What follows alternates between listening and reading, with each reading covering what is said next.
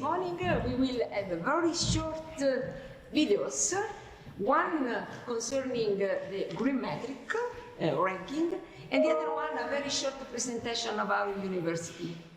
So I think that we can start with this, and then the Vice Rector, Professor Cipollone, will welcome you and make an introduction to the meeting.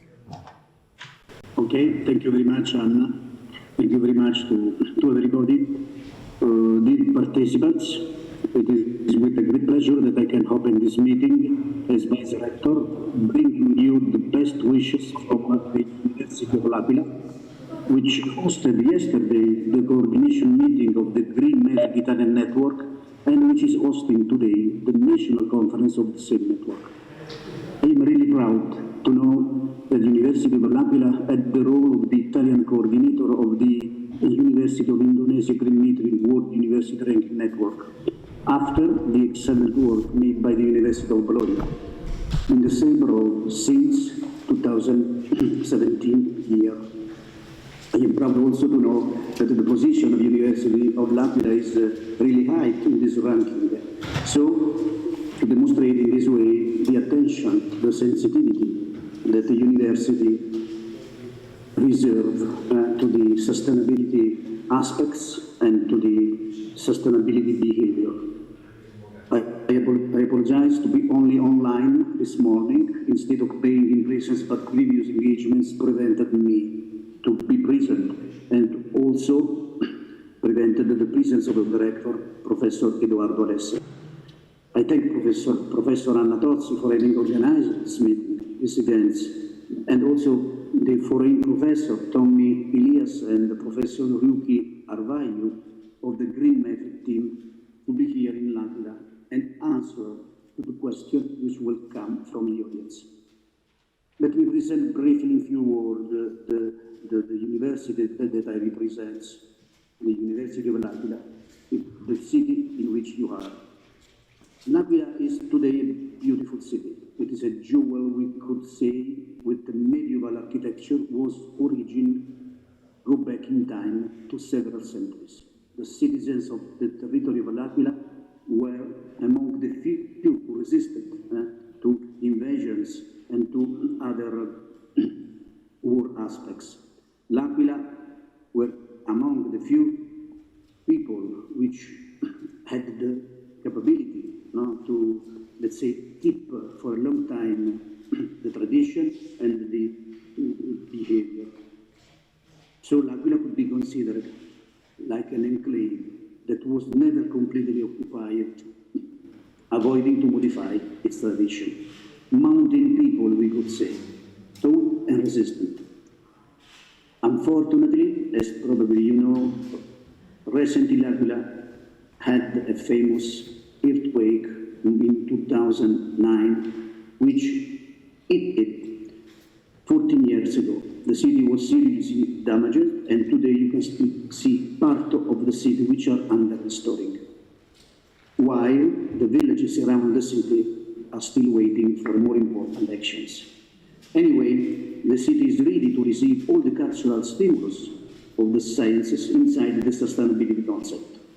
And in its three cultural dimensions, as you know, the economical one, the social one, and the ecological one. All these three complex cultural environments are deeply present in the training activity that we do to students, as well as in the research domains and competences. We reverse toward private companies and entities also this knowledge, trying to help these institutions to move in the direction of the sustainability. The University of L'Aquila was founded in the 15th century, and now it is among the most ancient universities in Italy. At that time, as we know, university was a quite different thing, but today, anyway, that was a Senegal centuries ago, is a beautiful university and environment that today we deeply live. We have 7 departments for having an engineering and scientific nation. We have medicine, surgery, engineering, and environmental, information, computer sciences. Let me say most of all the cultures that today have an importance and which are strictly related to the concept of the sustainability. We have almost 20,000 students, and every year we enroll almost 3,000, 4,000 students. 3,000 students at the same time end their studies and reach a master degrees. So the situation, of course, is steady. The students which enroll are almost equal to the students which leave the university. We have 3 main sites, one in l'Aquila, human sciences are there, one is on the top of the Monte Buco Hill, the most part of the engineering studies on this hill, and the last one is a few kilometers from l'Aquila, in the Coppito place, where all the others training activities I mentioned before take place. We have 69 master degrees offered to the students, and we have a similar number of bachelor degrees. So the first level of the degree after 3 years and the second one. We have 3 research excellence centers officially recognized at the national level, and we have 4 research centers which links different departments in order to share different knowledges for common goals. And these aspects, for instance, has a great importance for sustaining the concept of the sustainability, in which ecological transition, climate change, sciences, wildlife, cultural heritage, and many of all behavior stay together.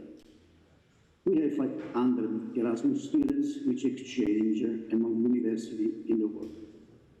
We have also 30 post-laureate programs finalized to specific goals. So I could say, and I am proud to say, that l'Aquila is an excellent university, whose ranking is growing at the national and international level. It is a kind of precious treasure chest of knowledge. We are not so big to live with difficulty, we are not so small to do not have visibility and recognition. We are right, we could say we are right. With these numbers, we prepare to participate to the most important challenges of the society. I already mentioned it, climate change, energy transition, ecological transition, artificial intelligence, big data management, food and water quality, territory management, safety, cultural heritage, conservation, healthcare, elders assistance, and main of all, behavior of people which lives together. We strongly trust into wider cooperation among universities, which links technology, society, science, and human living. On the behalf of University of l'Aquila, I wish a proficient activity on this meeting. Have a nice meeting and find also some time to enjoy the city. Thank you very much for your presence.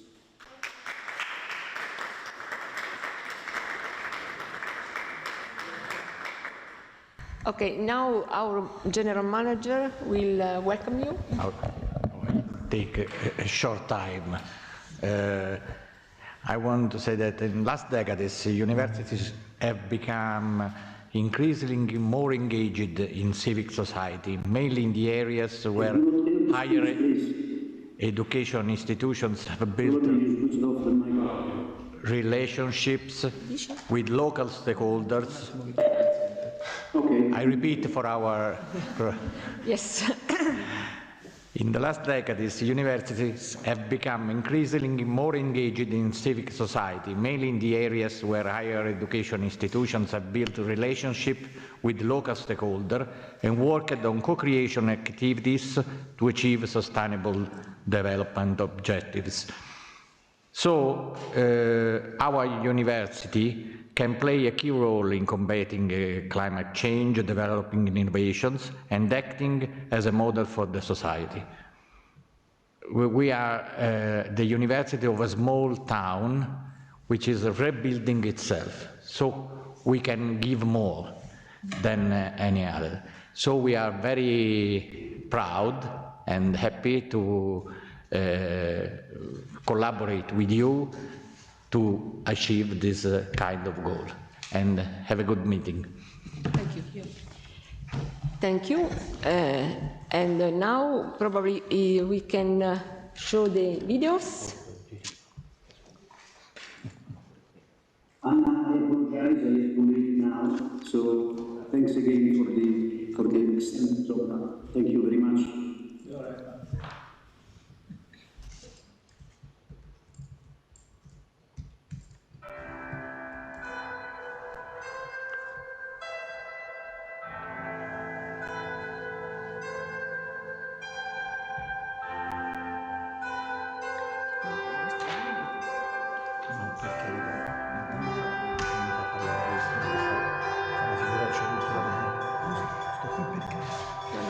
Dai, stai.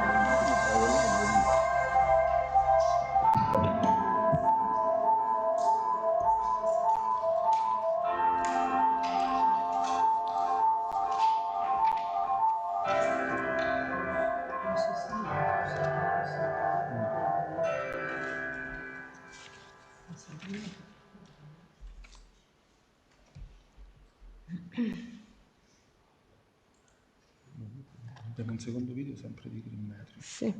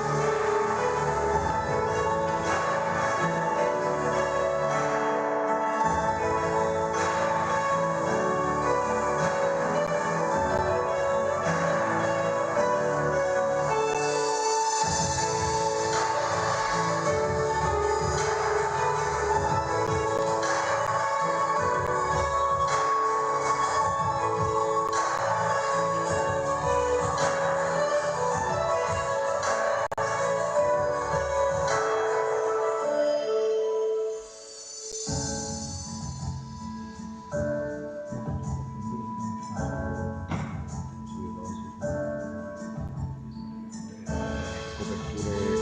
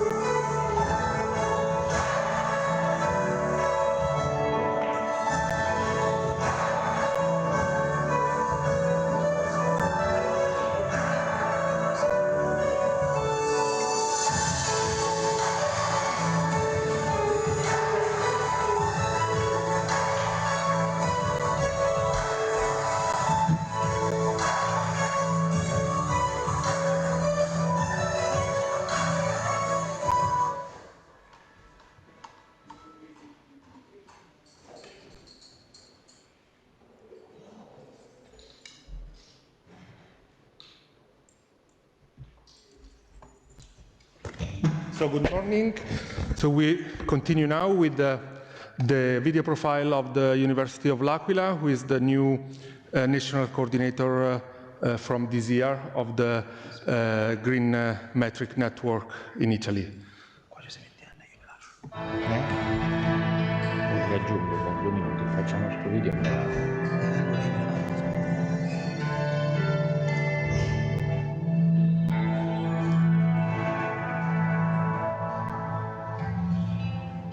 Ho scelto l'Università degli Studi dell'Aquila perché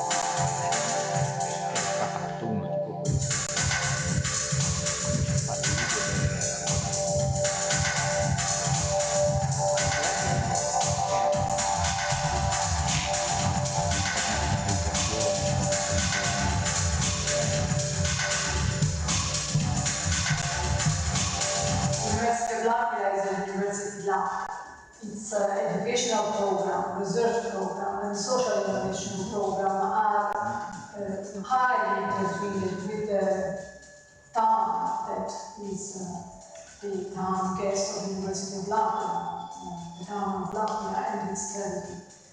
We are undergoing in this town a very deep transformation process, and this transformation sees the University of l'Aquila as a grand reactor. Our students, our professors, our administrative staff are highly involved in these transformation processes, and that's what will characterize your stay here in l'Aquila.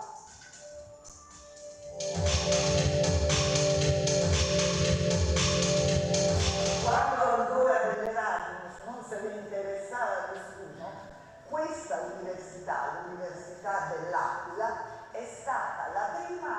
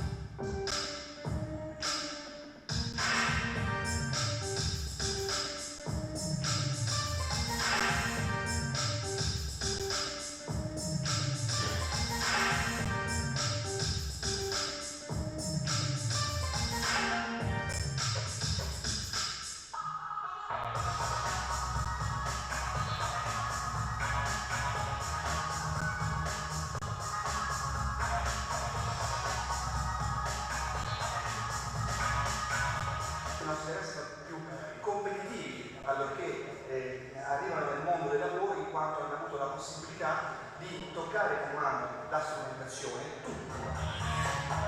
The occupability of our students is very good, as confirmed by the data provided by the consortium of dell'Aquila. Our graduates find a job in a very short time after without a degree.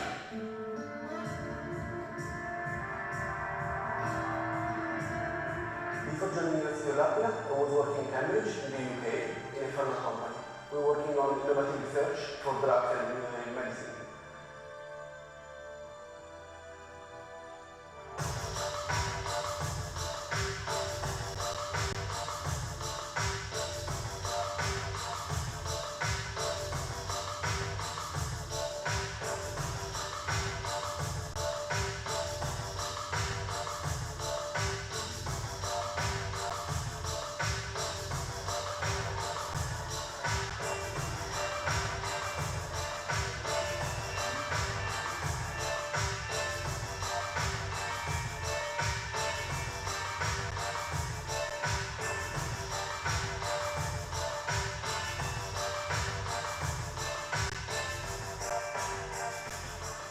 Ho scelto l'Università degli Studi dell'Aquila perché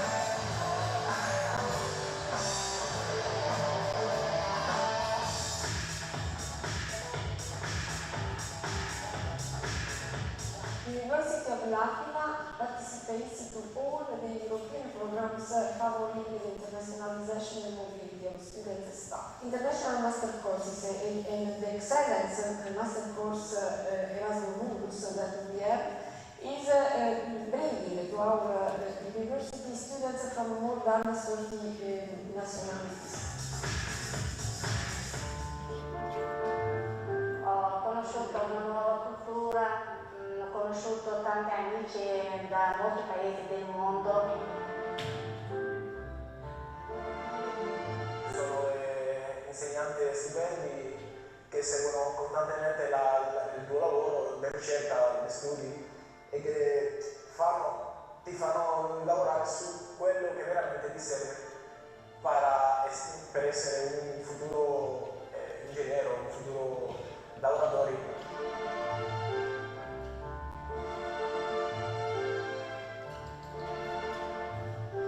I suggest all the students to come here to L'Aquila because they will have a really good experience and a really good communication with the professors and with the students. You will have a really good education, better maybe than other places. questa esperienza mi ha cambiato la vita.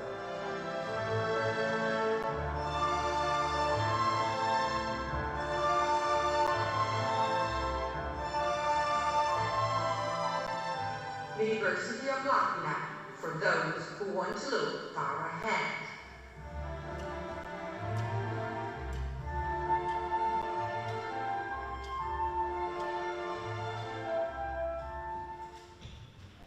We must explain that l'Aquila is eagle. For this reason, there is the eagle flying.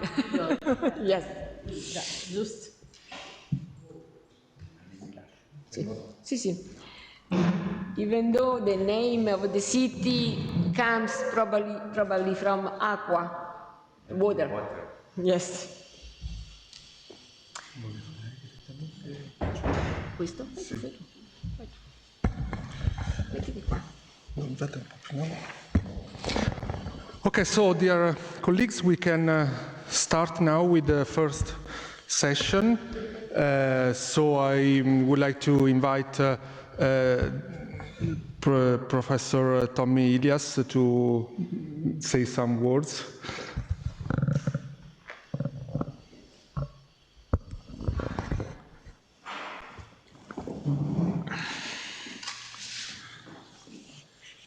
Thank you, Dr. Massimilio. I have to learn about the spelling in Italian. Okay, good morning. Distinguished Rector of Università degli Studi dell'Aquila, or representative, ladies and gentlemen, greeting from Universitas Indonesia GreenMetric University Rankings. On behalf of Professor Riri Fitrisari, Chairperson of UI GreenMetrics, I'm delighted to thank Prof. Anna and team for arranging our today's agenda. The National Workshop UI GreenMetrics World University Ranking for Universities in Italy, which will be done via hybrid meetings. So maybe all that participants in all over university in the country and international could also follow these activities. I would like also to express my gratitude to all the speakers today, including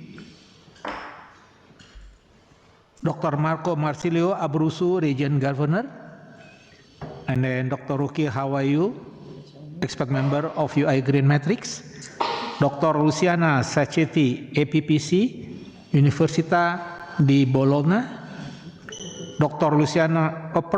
Professor Elena Forti from University of Torino, and last but not least, Prof. Anna Tosi, Pro-Rectors of International Affairs. I've just read you because I cannot spell it in Italian.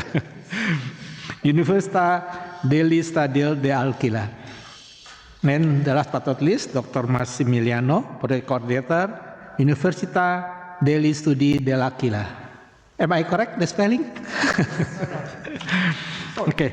I believe this meeting will inspire us to start working in our universities and create green and smart buildings as examples of the best learning and working environment for everyone. And I saw in the morning a lot of new construction building from the old one to be built here, and very nice. And I'm also confident that you will come up with new ideas or new thinking or new perspective to preserve culture and local wisdom in environmental treatment to keep our universities as role models in society and create the best impact of our communities. Ladies and gentlemen, fellow university leaders from Italian University, today our UI GreenMetric speaker will tell you about what happenings at UI GreenMetric. We are still keeping up with the new things, and I'm sure that we are energized to make many changes for our society and environment. This year we have many agendas, such as the National Workshop in Mexico, Egypt, Russia, Ecuador, Colombia, Turkey, Indonesia, and today in Italy. We also have other programs like in the International Sustainability Leaders Meeting, International Student Leaders Meeting, and World Sustainable Campus Tour. Fellow university leaders of national workshop participants, I would also like to inform you that UI GreenMetric have done many things, such as online courses on sustainability, and we're delighted to have some support from other university leaders in running them. We are continuously keeping up with new things and making sure that our annual evaluations of the pathways toward the best university that we can achieve for our university are in progress, so that we can always include in our yearly report and submit your evidence. Ladies and gentlemen, I would like also to invite you to join our international conference, the 9th International Workshop on UI GreenMetric 2023, which will be hosted by University of Minho from 15 June to 17 June 2023 in Portugal. I'm confident that you'll gain a great experience and new ideas to implement from several universities. Ladies and gentlemen, once again, thank you so much, and I hope you have an enjoyable meeting today. Good luck with your work. Thank you.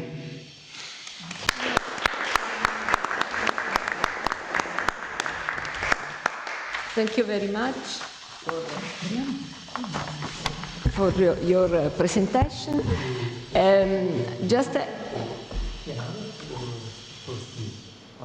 Okay.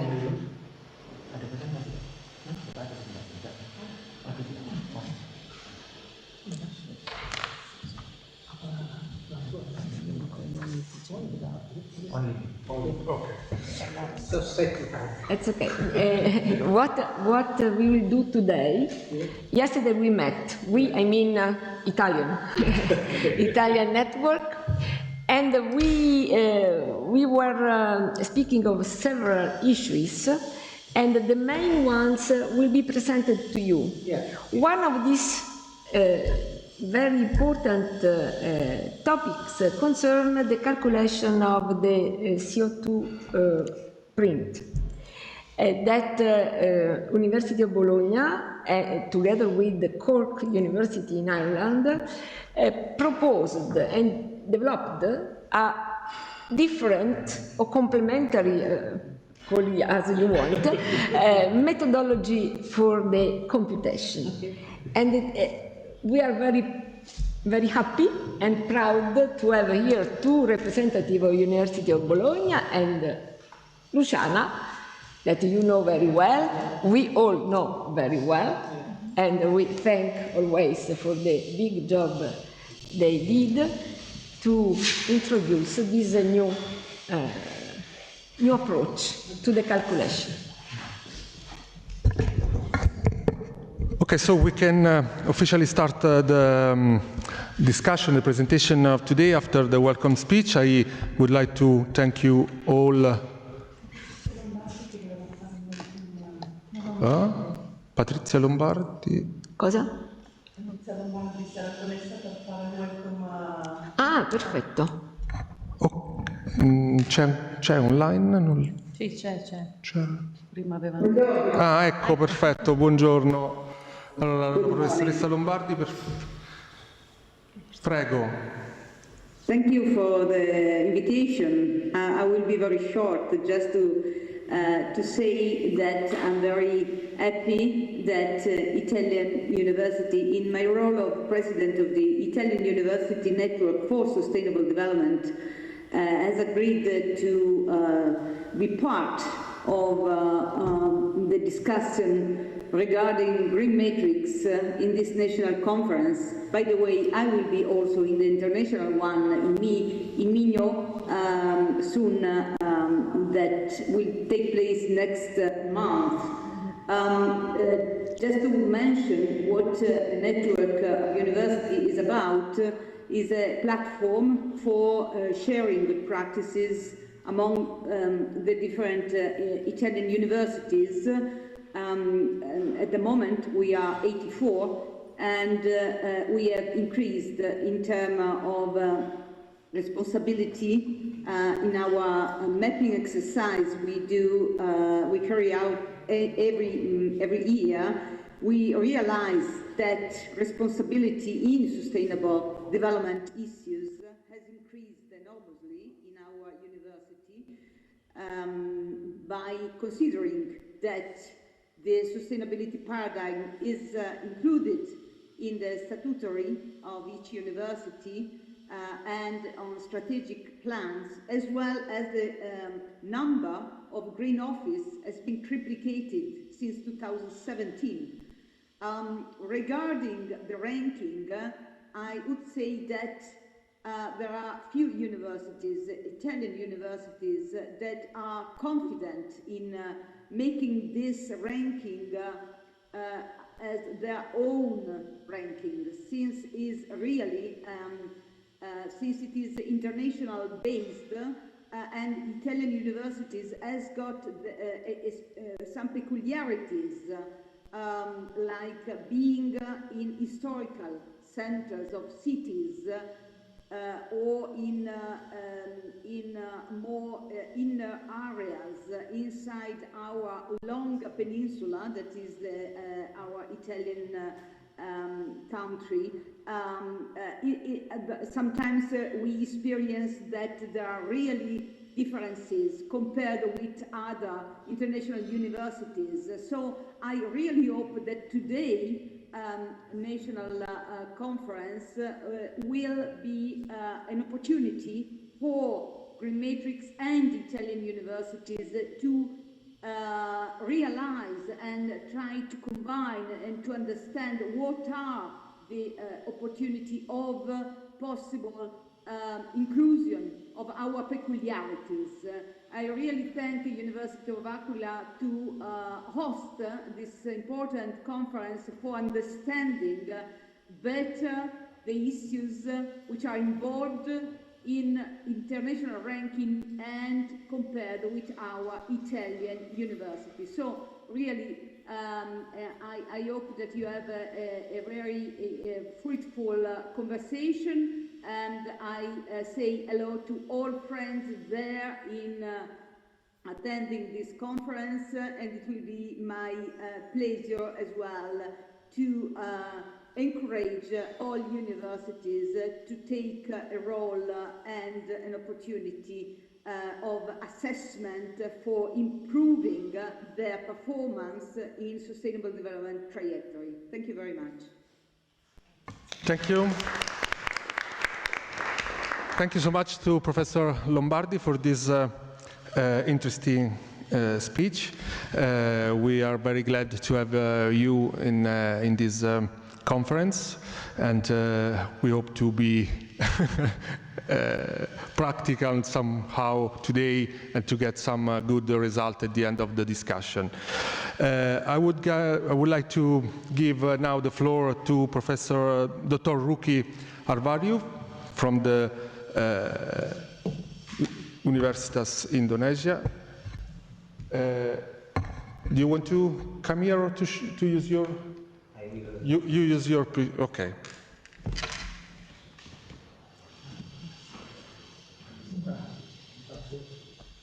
Okay. No. Maybe to go on the. Master. The presentation, you should use this. I have already your presentation here. Or you have to connect to the video conference. If you have the file. Yes, it's here. It's here.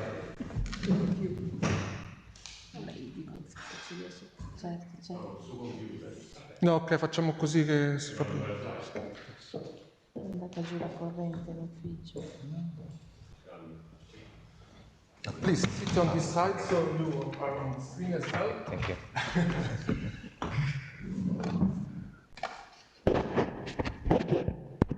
So here you are. Okay. Good morning, ladies and gentlemen.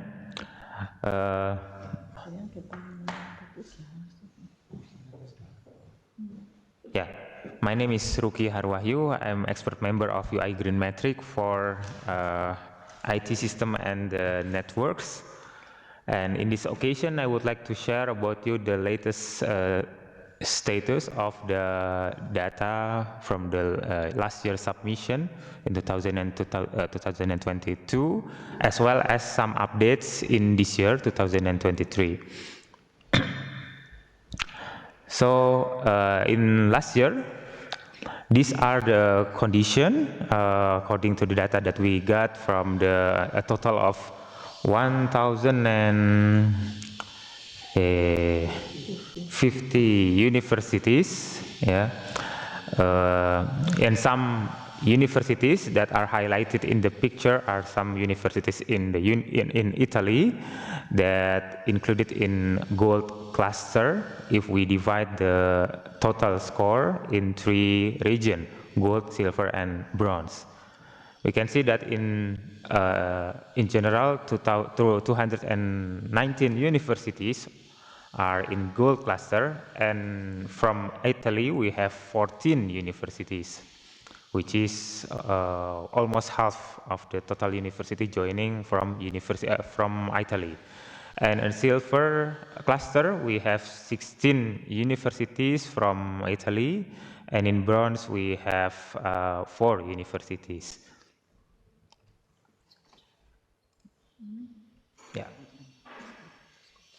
Yeah, these are the long list universities of Italy joining in 2000 and filling the questionnaire for 2022.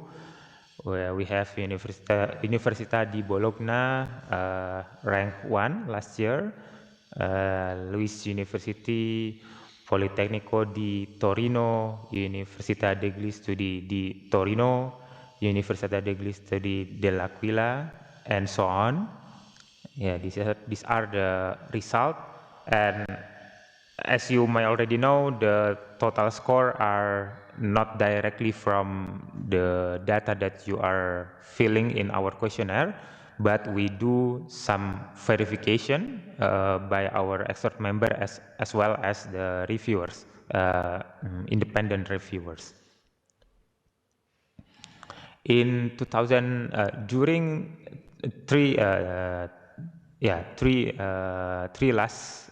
the last 3 years, yeah, from 2020 until 2022, we see the following trends. Yeah, the red one is 2020, and green 2021, and blue for 2022. Yeah, in our 6 categories, most of the trends are showing increasing score. Yeah. However, again, as you may already know, that we are updating some of the questions every year.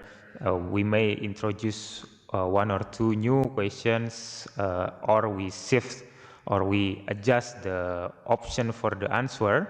So it is becoming more competitive, as well as following the international trends. And also we got COVID-19 pandemics in 2020 and 2021. So this data may be affected much of that situations. And according to our data in last year, if we compare the average score that is obtained by universities in Italy and compared to all 1,050 universities in the world, universities in Italy is achieving higher than the average of the world, and it is showing something positive in this term. If we see deeper in term of in the category of setting an infrastructure, we see that in most questions, in most indicators, universities in Italy already achieving pretty good compared to the average, international average. Maybe except for the first question, second, and the 4th questions, yeah, and maybe the 5th question.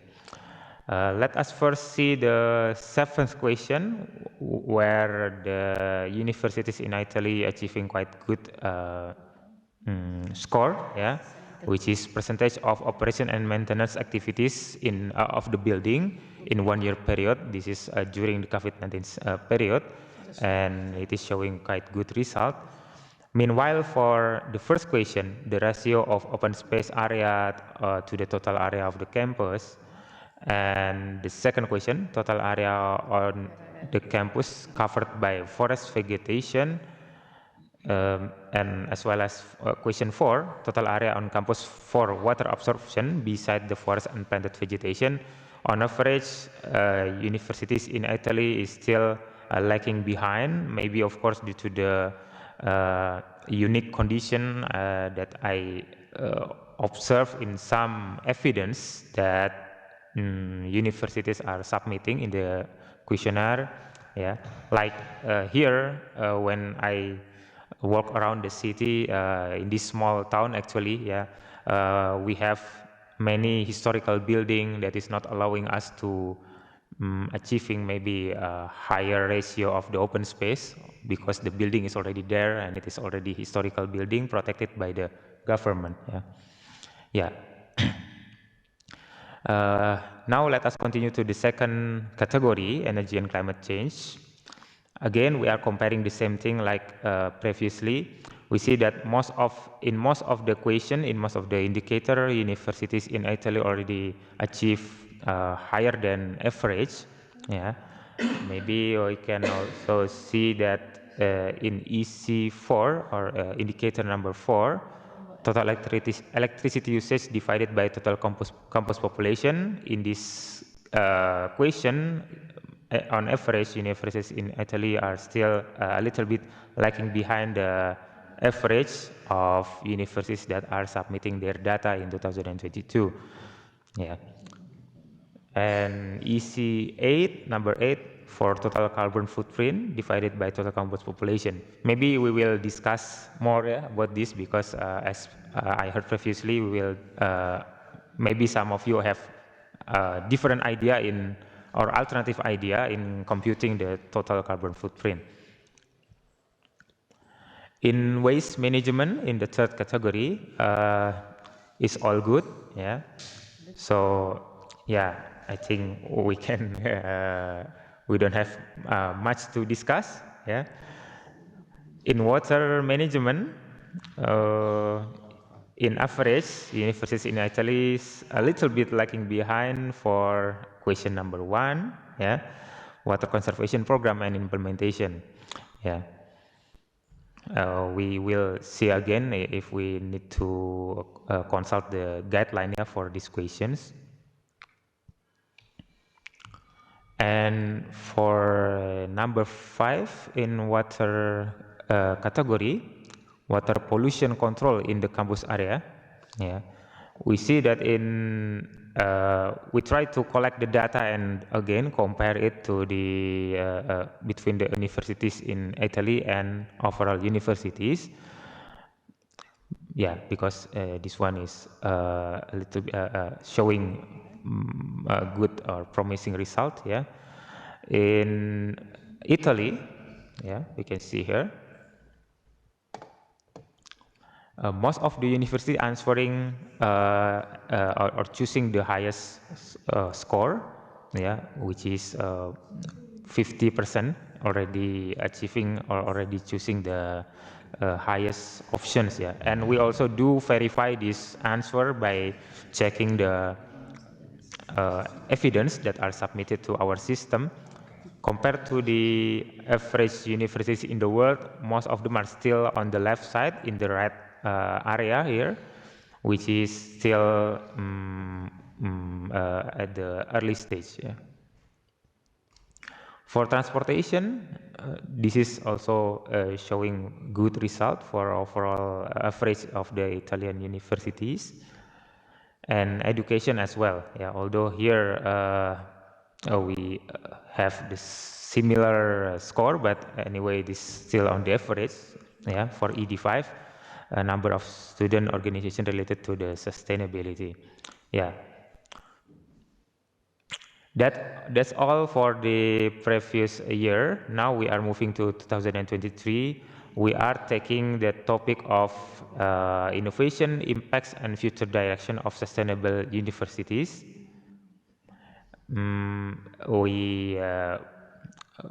Most of the questions are still the same, yeah, but later we will see that some of them are changing a little bit, yeah.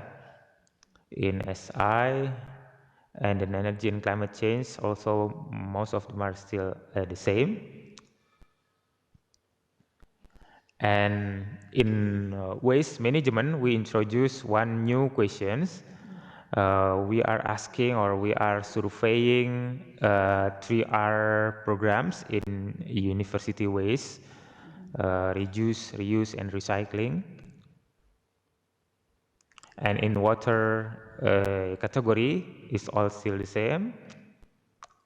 In transportation as well. And in education, we introduced 2 new questions. The first one is we are trying to count or trying to get the figure of number of activities organized by students' organization related to the sustainability per year. Because usually, because previously we only count the number of organization. In some cases, the number of organization is maybe small, but number of students joining the organization could be high, so the impact in that case is positive. So we are trying to also count the activities, yeah, which is making real impact to the sustainability or to the society. And the second new question in this category is number of university sustainability programs with international collaborations, yeah. Which is also endorsed by SDGs, yeah, for international or for collaboration in tackling the problems. And for this year, data submission process pretty much still the same, using the same website and submitting the data as well as the evidence. Maybe we have some updates in the evidence templates that you can see more details in our submission system. In this page, yeah, most of the university attending this meeting maybe already have the account. For those of you who are willing to join this year, doing self-assessment for your university, if you don't have account yet, you can contact us. We will register your university and get the account for filling this questionnaire. We expect that the announcement is similar to last year. We will announce the result in December. For that, we need to do validation 1 month at least in November. So every data submission will be expected to be completed by the end of October. Yeah, anyway, this is the website, the same as last year. And in our online questionnaire, you can choose, you can check the guideline, you can check the evidence template, upload or maybe re-upload your evidence if you have new one. And since the questionnaire are quite long, you can save halfway, yeah, and finalize everything when you are ready to submit. And for the template of the evidence, we suggest something like this, like you put your logo, your university name, etc. And then, in general, evidence is trying to replace the physical visitation. Like today, I have special opportunity to visit this place, but not every reviewers or not every expert member can visit in person for the universities. That's why I encourage everyone to submit the evidence as clear as possible to depict or to represent the real condition and to complete the story that you are writing in the text. Yeah. So the reviewer can be sure that the data that you are filling in is according to real condition, and they are quite confident that this is real things. Yeah. Sorry. Okay, you can print the draft answer if you wish, maybe ask for your backup data or something like that, or save before your submission. And finally, if you are ready to submit, you can just click submit. And after the submission, of course, the data will be locked. You cannot change it anymore, and it will be forwarded to the reviewers. Okay. Yeah, that's all. I think you can consult you can check our website for more detailed information. I think the guideline is already uploaded. The guideline for this year, new guideline because we have new questions, some new questions. Yeah. And also for the services, you can also check our website. Yeah. That's all from me. Thank you very much.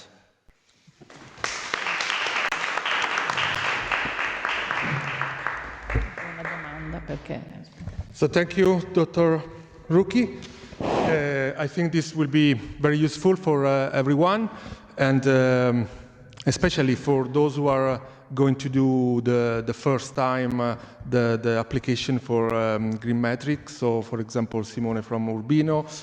So we will share this presentation also with Reggio Calabria and Roma Tre, who expressed yesterday the willing to be part of the GreenMetric family.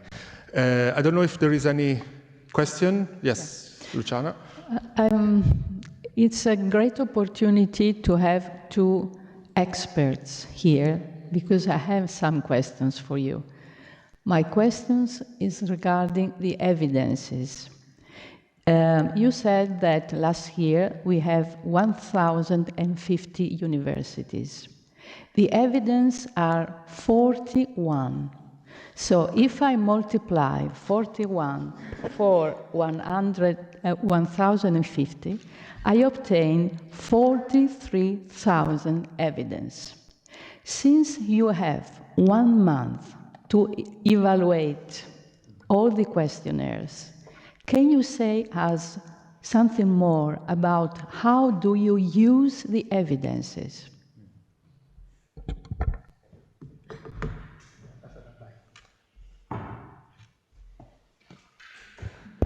Okay, thank you for the question.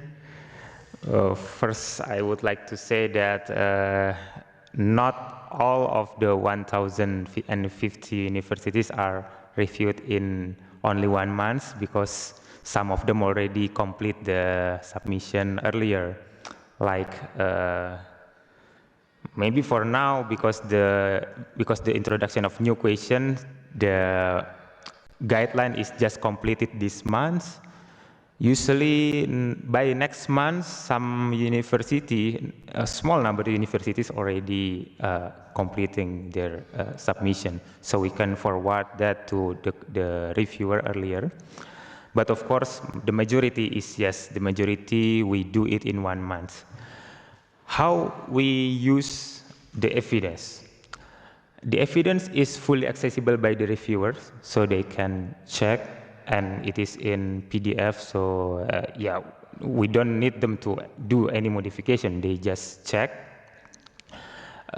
In this, according to maybe my experience, because during this 1 month, we have 2 days to work together in one big meeting room.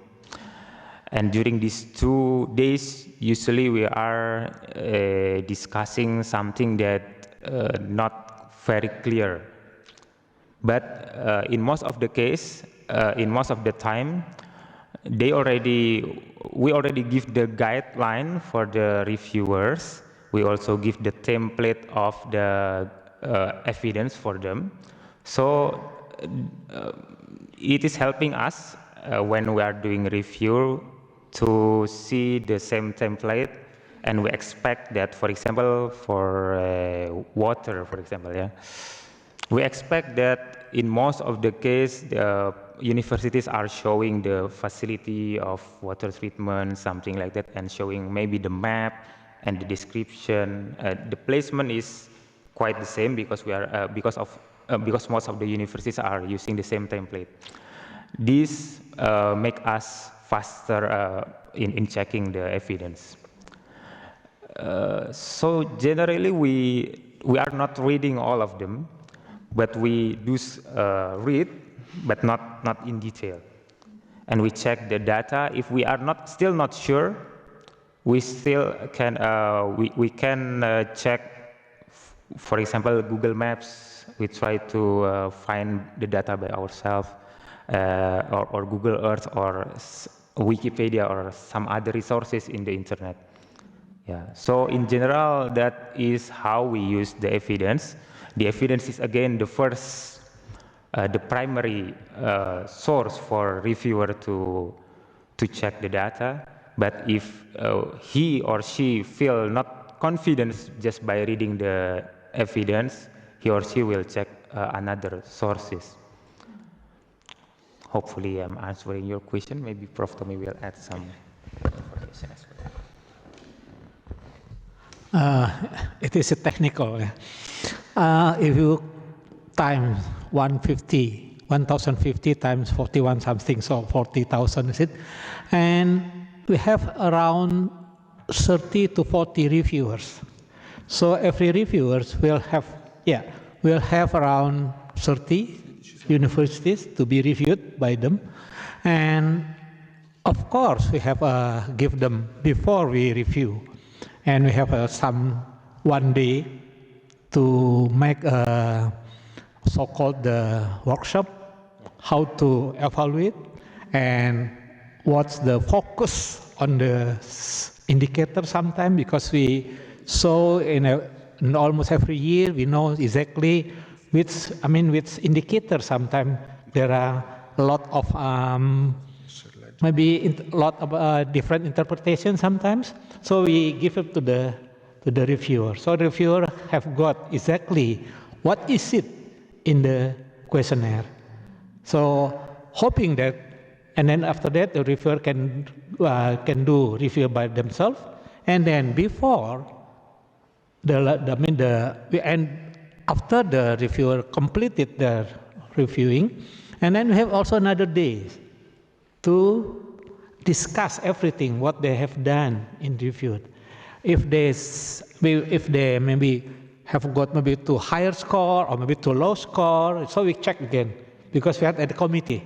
Like me, I'm the seniors, rookie as well. You see, so we discuss with them, because sometimes they put a too low score, or sometimes they put too high score. You see, of course, like that in the reviewing system. You see, and then so with the system like that, so in the beginning we met with the reviewer, and then at the end also we have a gather as well with the reviewers, and then by the time we can go to have a result. And after and as a rookie said, that the evidence sometimes is really very important for the reviewers, because without the evidence sometimes the number didn't say anything, you see, but with the evidence can support. If you really claim something, and then your evidence still match with your claim, so we can give you the high score. But if your claim is higher than your evidence, so maybe we can reduce your scores, something like that. Maybe it's answer your question? Well, I agree with you that evidences are a sort of probably the most important part of the questionnaire and also of the GreenMetric initiatives. So I wonder if you are considering to be more transparent and to decide to share, that all these evidences, or at least what you judge the best evidences on a world dimension could be shared, maybe through your website, sort of creating a sort of repository, open repository of evidences.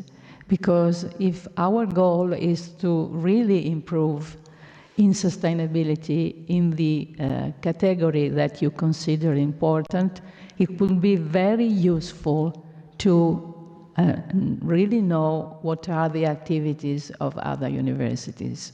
So I wonder if you consider this proposition feasible or not.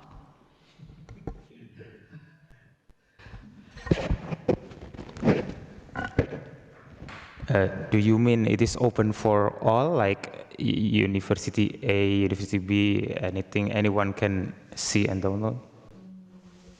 Maybe only for the university that are ranked in the rankings.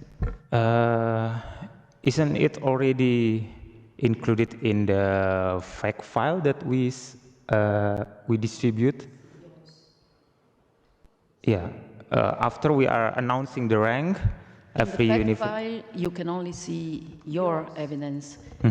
It would be nice to share and to see to look at other university. Oh, so you mean so you can have idea and share, compare and share initiatives. Yeah. I just confirming your idea. Probably, like in our website currently, we have the list of 1,050 universities. You can click on that universities and then download their evidence, something like that, and everyone can do it. We try to consider it because originally, already more than 10 years we are running that this data is only for the university and us. So we will bring this issue, I think, for everyone in our network. So maybe maybe also for Anna, that you will go to the conference in Braga, and you will participate also to the steering committee. We were discussing of the opportunity to see not only your evidences, but for the universities which are within the ranking, to click over the certain university and to see also their evidences. So to share the evidences globally, yes. At least the universities that get the maximum score on an evidence. So that is interesting to see how the best. You are suggested 10 highest or top 10 or top 20, something like that. Maybe we can consider that because top 10 if or everything we put there, I think it's not possible. But maybe we can just example maybe for 10 best universities, something like that. You suggest. I think is it possible maybe? Yeah. But we have to discuss with our committee. Of course. We bring this proposal to the steering committee. Yeah. As Italian. Network. Yeah. Yes. Yes. But if you can raise as well in our international workshop in Mino, it might be better if you could come there sometime. Maybe you can. But Anna will come. Anna will come. So So Anna will come. So she could be our.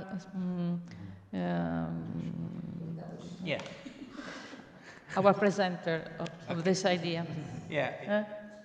It's good, I think. I have another question. I don't want to be the only one to put you, to give you problems. But I mean, in the past years, we have used a simple Excel page to calculate some gaps in the calculation of the final score. And we have, for instance, the University of Lewis. I mean, she's not here. The university is not here today, but maybe other university has experienced the same problem. I mean, we have calculated our foreseen total score using your methodology, which is at the end of the guidelines. There are all the codes and the numbers, so you can calculate by yourself. And in some cases, the result was very different from the final score that you gave us. the global one or the category one. Can you explain me why this happens? Yeah. It's always asking by Yeah. university. We are used to being asked this question. Yeah, it is the result for the verification step or reviewing step. A review is done by the expert and also the independent reviewers.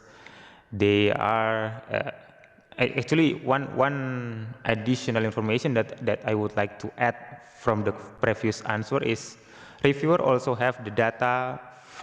They can also access the data from last year. From last year. From last okay. year. Sí. Yeah. So this facility we give to them is to make them able to judge, able to try to find the best score representing the real condition, whether it is make sense or not, something like that for each of the answer. Most of the time,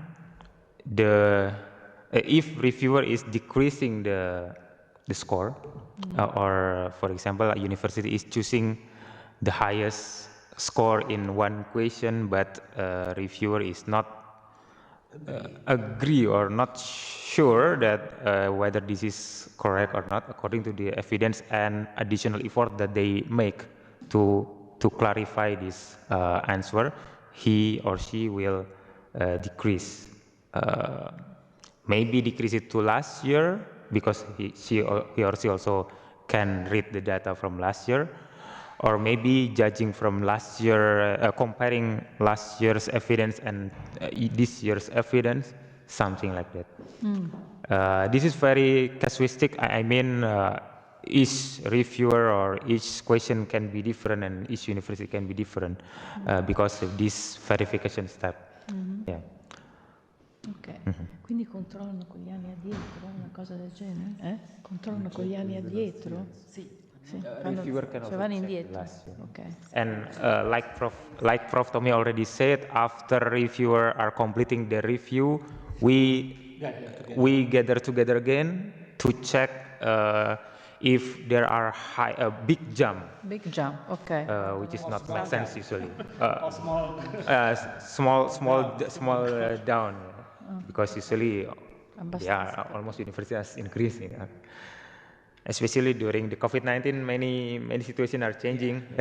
So, yeah, maybe that's my answer. So thank you. I think it's a great opportunity for us to have you here with us so we can express directly these requests and comment. We should go now on the carbon footprint with Luciana from the University of Bologna.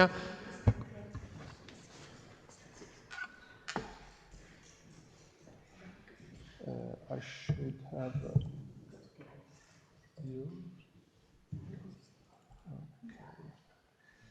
Vieni.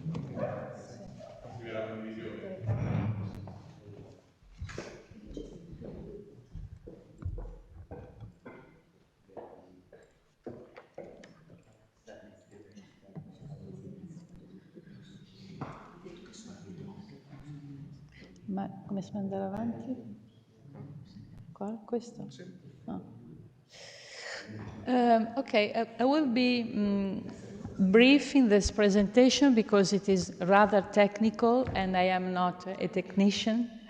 But I take this opportunity to present to you both because it was a proposition of the camps from the University of Bologna and the University of Cork in Ireland.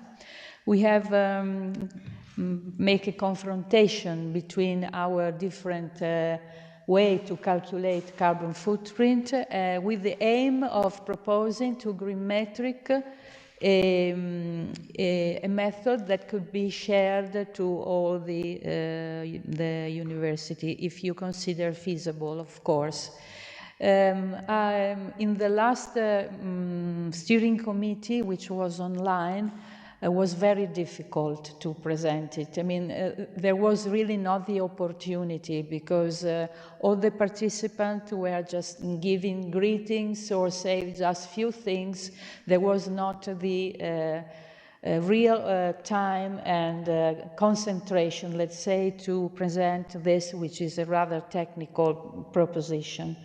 Let's say that in a broad sense, if a university has already its own method of calculating the carbon footprint, of course, they will continue to use it. This is a proposition that could be possibly implemented in universities which are not very happy with their method and then would like to do something maybe a little bit more improved. Part of the proposition is also a survey on commuting, because especially to calculate the Scopus 3 on transportation is necessary to have to calculate the total annual kilometer traveled by university per year. So part of our proposition is a template of a basic survey created, by the way, with Google Forms, which can be replicated almost easily in all over the world, which is structured with the basic 9 questions to take this information about commuting with concerning all the university population, so student, faculty, and staff. Okay, so the basic reference from the point of view of international standard for these proposition are 2. The Protocol Corporate Accounting and Reporting Standard, from one way, and the ISO 14061 standard. The idea is to consider all the 3 scopes. So scope 1, concerning direct emission, basically involves the emission that comes out from installation within the university organizational boundaries. Scope 2, differently, are indirect emissions that comes from the energy consumption. And the scope 3 are other indirect emissions that are the results from product and services used by the universities.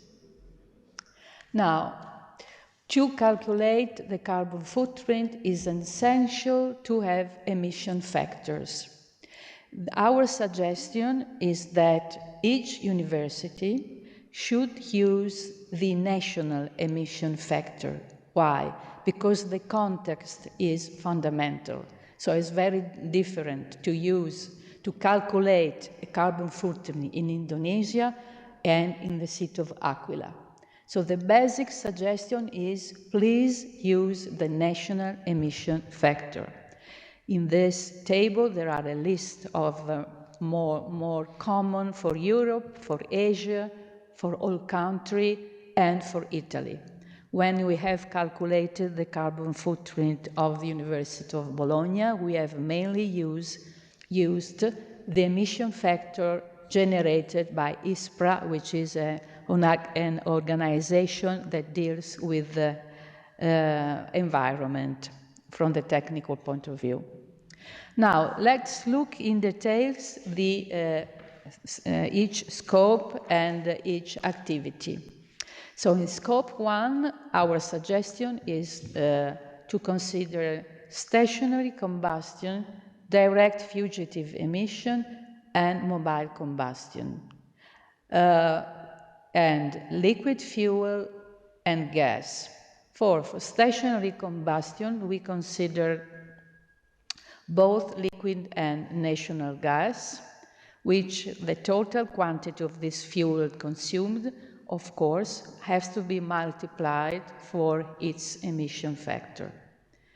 The direct fugitive emission are those leakage that you have when you refill air conditioning systems.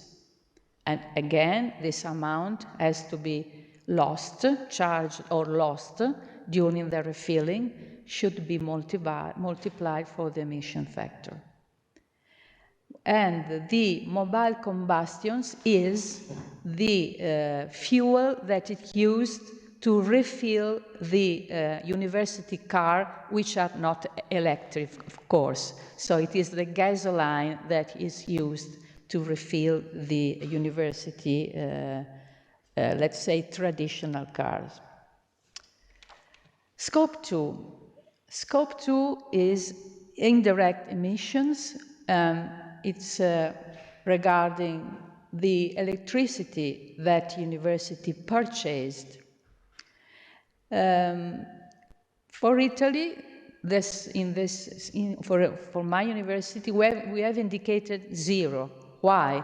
Because if the university can demonstrate that she purchases electricity produced from 100% of certified renewable sources, let's say that the relative emission is rather very little. So you can calculate and put a 0 under this specific activity. Another impact comes from the energy which is imported through a physical network, and for instance, for heating, for cooling the district of university. And in this case, you have an amount of energy that which is actually consumed, and again, it is to be multiplied, the total, to the emission factor, its emission factor. Okay, this is scope 3, which, as I told you, it is dedicated only to transportation. We considered separately the emission created by the commuting of employee and by the commuting of student. In all the subset, traveling by car, by bus, by train, for both the categories. How is calculated the total annual kilometer? Well, the total annual kilometer of employee and staff is considered by day, by frequency, by round trip. And this will be more clear when I will show you in a minute the commuting survey, how it is organized and structured. When you obtain the total annual kilometer traveled, you have to again multiply for the specific emission factor for car, for bus, and for train. The last, which we have considered optional, for instance, when we have calculated our carbon footprint, we have not used these activities, are the transport generated by the transportation of waste. We can have 3 different kinds of waste: the special one, the different kind of waste, or the disposal, the treatment of plastic, cars, organic, and other undifferentiated waste. All of them, they are generated for our organizational activities. Another optional way that could be used to calculate the global carbon footprint are the paper procurement, the ICT procurement, and the water supplied. But so the services or the product that university purchased in this specific kind. But again, this being quite complicated to be calculated, we have decided to define it optional, and in our case, we have not used. Now I'll show you the calculation, the actual calculation of our universities. We have used 3 different sources of emission factor. So for gas consumption, DEFRA, for heating and cooling, ISPRA, and for the transportation, Econ-Event. These are Italian emission factor standards. Okay, this is the final results. So the carbon footprint of University of Bologna is nearly to 50,000 metric tons. We can see which are the most higher factors that impact more. For scope 1, definitely it's the stationary combustion of natural gas. For the scope 2 is the heating. The heating is the more impactful aspect that for the final calculation. And in scope 3, the most impactful are the student commuting by car and the student commuting by train. This is because we have 85,000 students. Not of them travel, but a lot of them travel. So this is why probably we have the stronger impact coming from this population. Okay, now I show you very briefly the template of the Google Forms questionnaire to calculate the total kilometers traveled. First question is to define one of the 3 categories the person that filled the questionnaire pertain, if he's a student or a faculty member or a staff member. The second question is about the frequency. So how many days do you travel to the university weekly? And then how many weeks on average last year have you traveled to the university per month? And again, how many months have you traveled to the university in the whole year? So the frequency, as I told you before, is divided by day, per week, per month. And then the following questions is regarding time. So how long did your travel takes one way? And then you have to calculate it both ways, in minutes, from 10 minutes to more than 1 hour. It depends on the trip that you have to do. Then the following question is about distance. One way, on average, it's less than 2 kilometers or more than 51 kilometers. And the last 2 questions are regarding the mode of traveling. So, which is your primary mode of travel, from walking to car, electric scooters, train, and so on. And the last question is regarding the combination. So in the previous questions, you has answers about your primary way of transportation. Now we ask if you do a combination. Let's say train and then walk, or train and then bicycle, and so on. Okay, and this is the complete proposition that we have actually sent by email to Professor Riri Fitri-Satri, and so far we have not received an answer. When do you send it?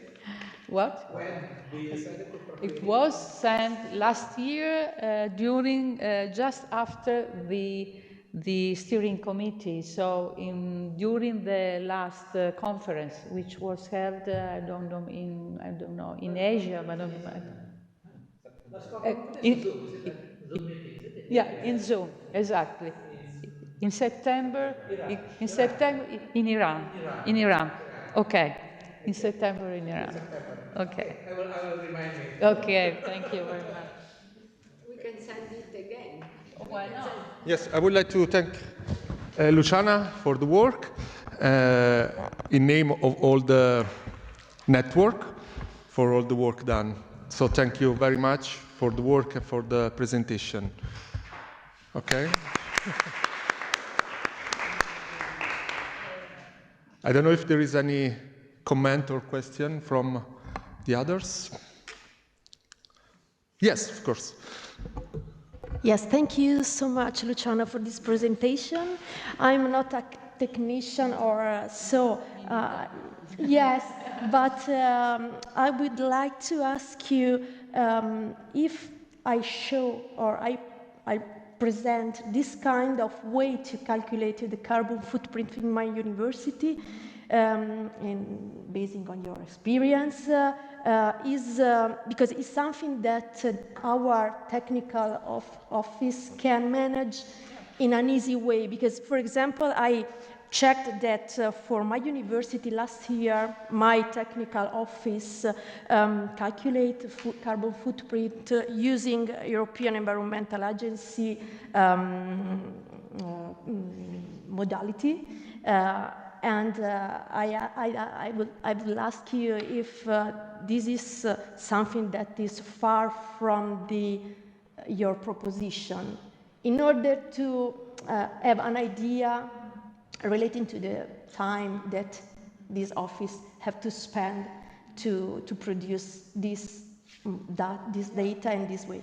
And the other question is related to the participation to the survey. If you measure the percentage of student and community university that answer to this survey. Thank you so much for this great work and suggestion to calculate.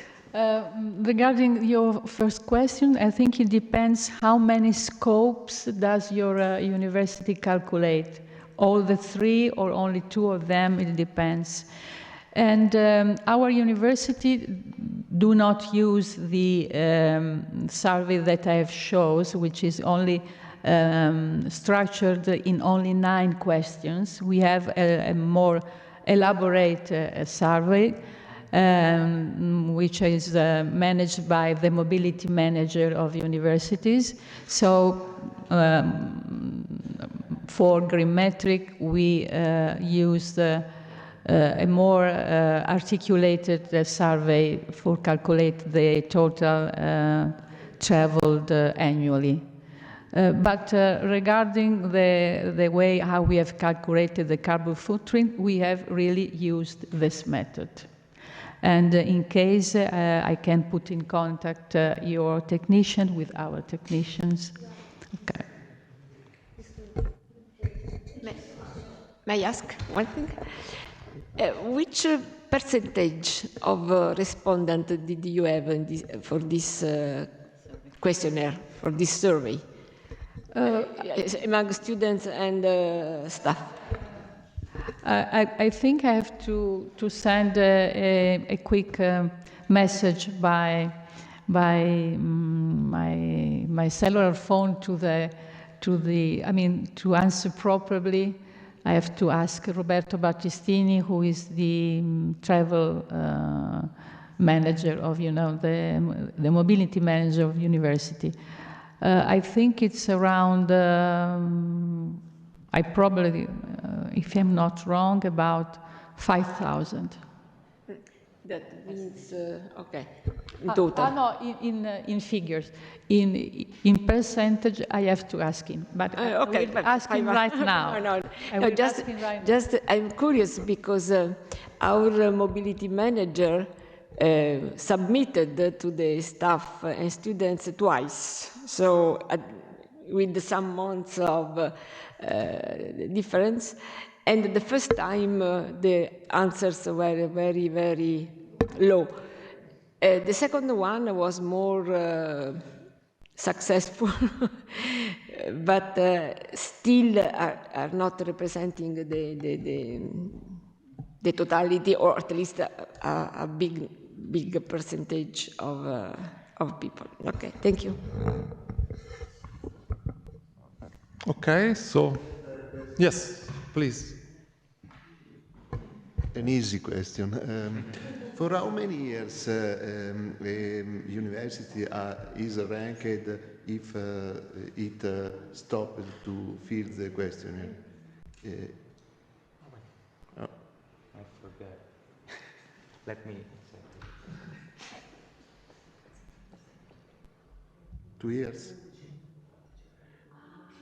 I think it was 3 years. 3 years? 3 years if they don't officially said stop. Okay. Yeah. But if they are not submitting any new data and then we continually use previous years until 3 times, that's all. 3 times? 3 times. Okay, thank you. Yeah.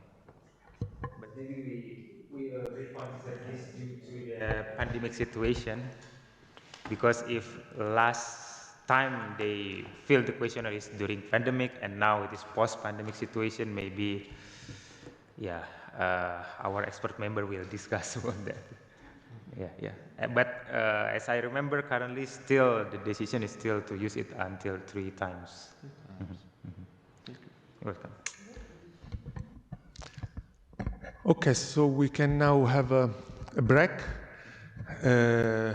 We are a little bit late, so let's try to be quite quick on coming back maybe at 11:30, if it's okay for everyone. Okay, so also for those who are online, we will have this meeting until 11:30. This break, sorry. Okay, so we can restart with the second session. So I give the floor to Professor Anna Tozzi. Okay.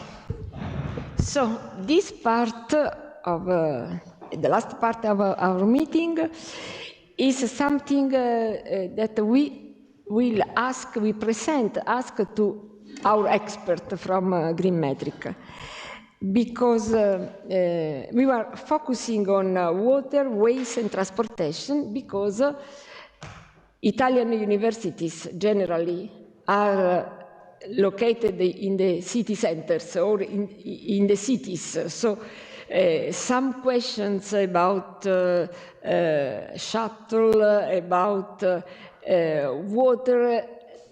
Universities are, like all the citizens, customer of public services for water, for transportation, for waste.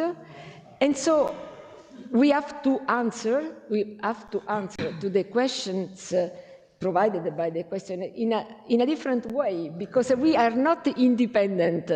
We have not much power in the final recycling of water, for instance, or waste.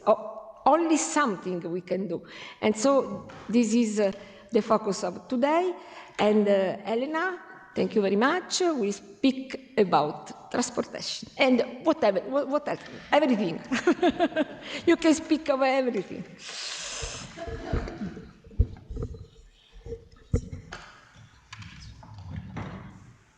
Okay. Okay, hello, I'm Elena Forti from the University of Turin. I'm a ranking manager, so I'm not a professor. I'm not specialized on sustainability, but I participate and collect data for GreenMetric for almost 10 years now, a bit less.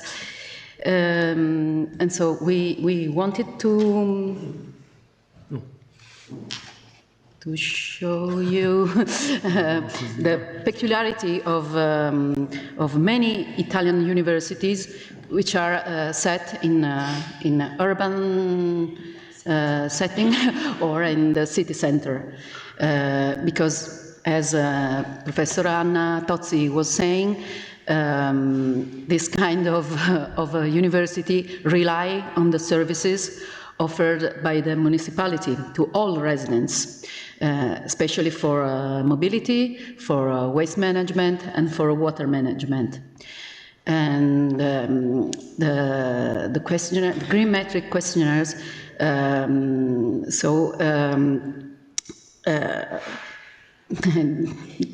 the answers we give depends not on the university's policies, but on the city's provision and sustainability of these services.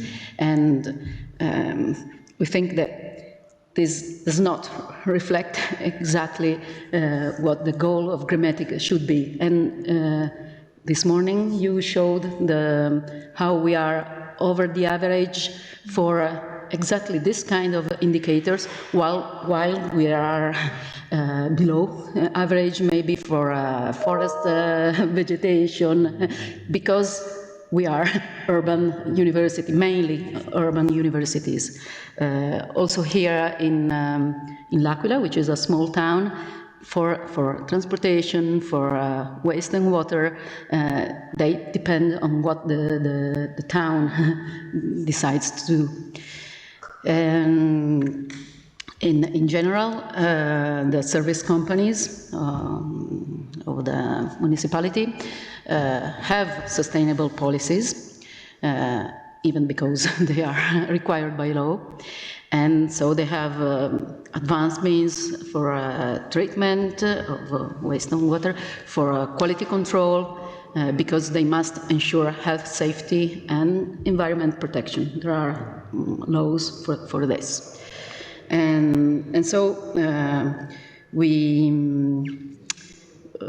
think that GreenMetric should adapt a bit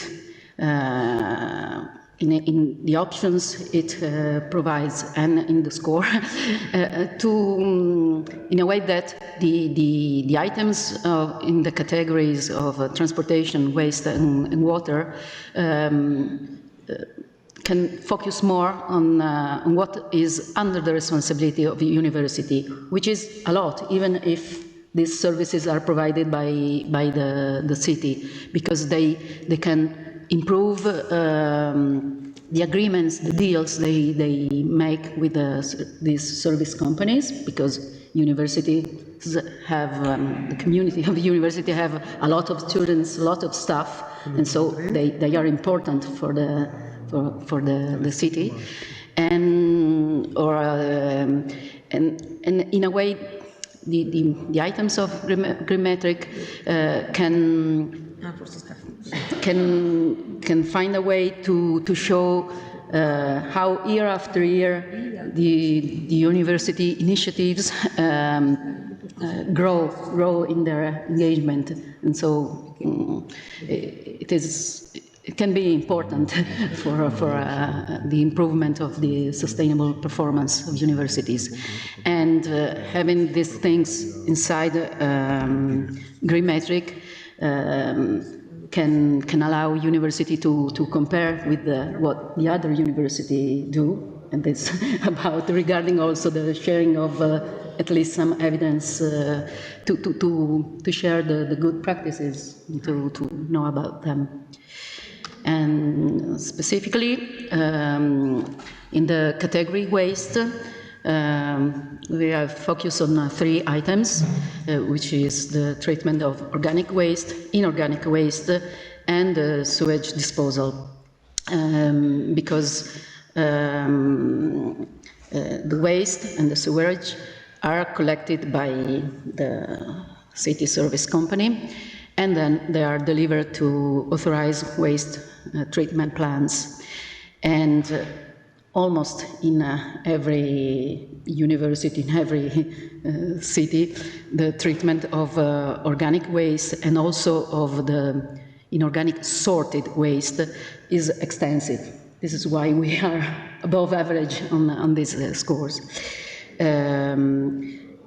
For inorganic waste treatment, we have to distinguish, because inorganic waste is there is a sorted part of organic waste, plastic, metals, textiles, everything, which is treated and processed for recycling. But there is also an undifferentiated waste, not sorted, and the treatment of this part of waste can be different, not always is so processed. But the answer we Italian university give usually consider only the inorganic sorted waste, and so it is easy in a way to get the maximum score here. But some university consider also the rest of the inorganic waste, and there the treatment usually is not extensive because the city is not at that point. And I think that giving a score, a quite high score, because it's 300 points, to these policies that do not depend on the university, on what the university does, but on what the city, maybe it's too easy, in a way, but also it doesn't show what the university do, and also to provide sorted waste to the city. The university do many things. Usually you see them in the other items in 3.1 and 3.2, so in our evidence, usually we refer to the city, to what the city does, and we put the link to the city company that manages those things. But we try to say in our campus we collected the sorted waste in this way to have more sorted waste. So we do some things. And so here the idea, the proposal is to try to focus more on what, not only on what the university does, because there are the other indicators that ask about that, but maybe on the extension of these actions by the university. So with a detailed evidence like that for smart buildings, for example, saying that in each campus and in each university building, we have 50% covered with plastic bins or glass bins and so on. Because year after year, we try to extend more, to have more sites covered, or to usually you have plastic and paper everywhere, but glass maybe not, and so on. So this could be a way to focus more also for this kind of universities, which are not only in Italy, but in Europe. It's quite the usual things. And regarding the last item of the category waste, the sewage disposal, well, first of all, it is a liquid waste, and so we think that maybe it seems more logical to us that this should stay in the category water rather than in category waste. But this is just an idea, and here the problem is that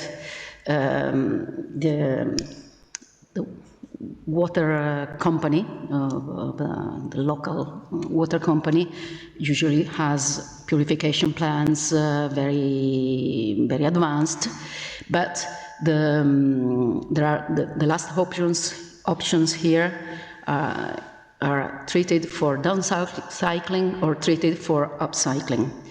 Now, the definition of what is downcycling and how it is different from upcycling is not that clear on your guidelines, but we reading on the city's reports on this, because it's not something that university usually does.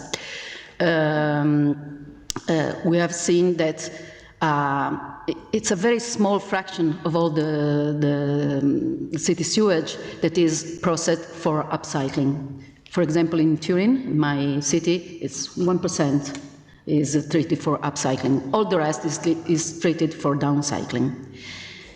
Now, we have looked at our answers from Italian universities placed in cities like Turin, like Milan, like Rome, where there are more than one universities, and they all refer to the same companies.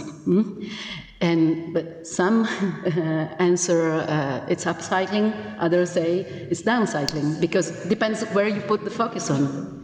But you get a different score, and so maybe this too should be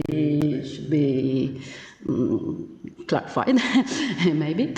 And so here we invite you to reconsider.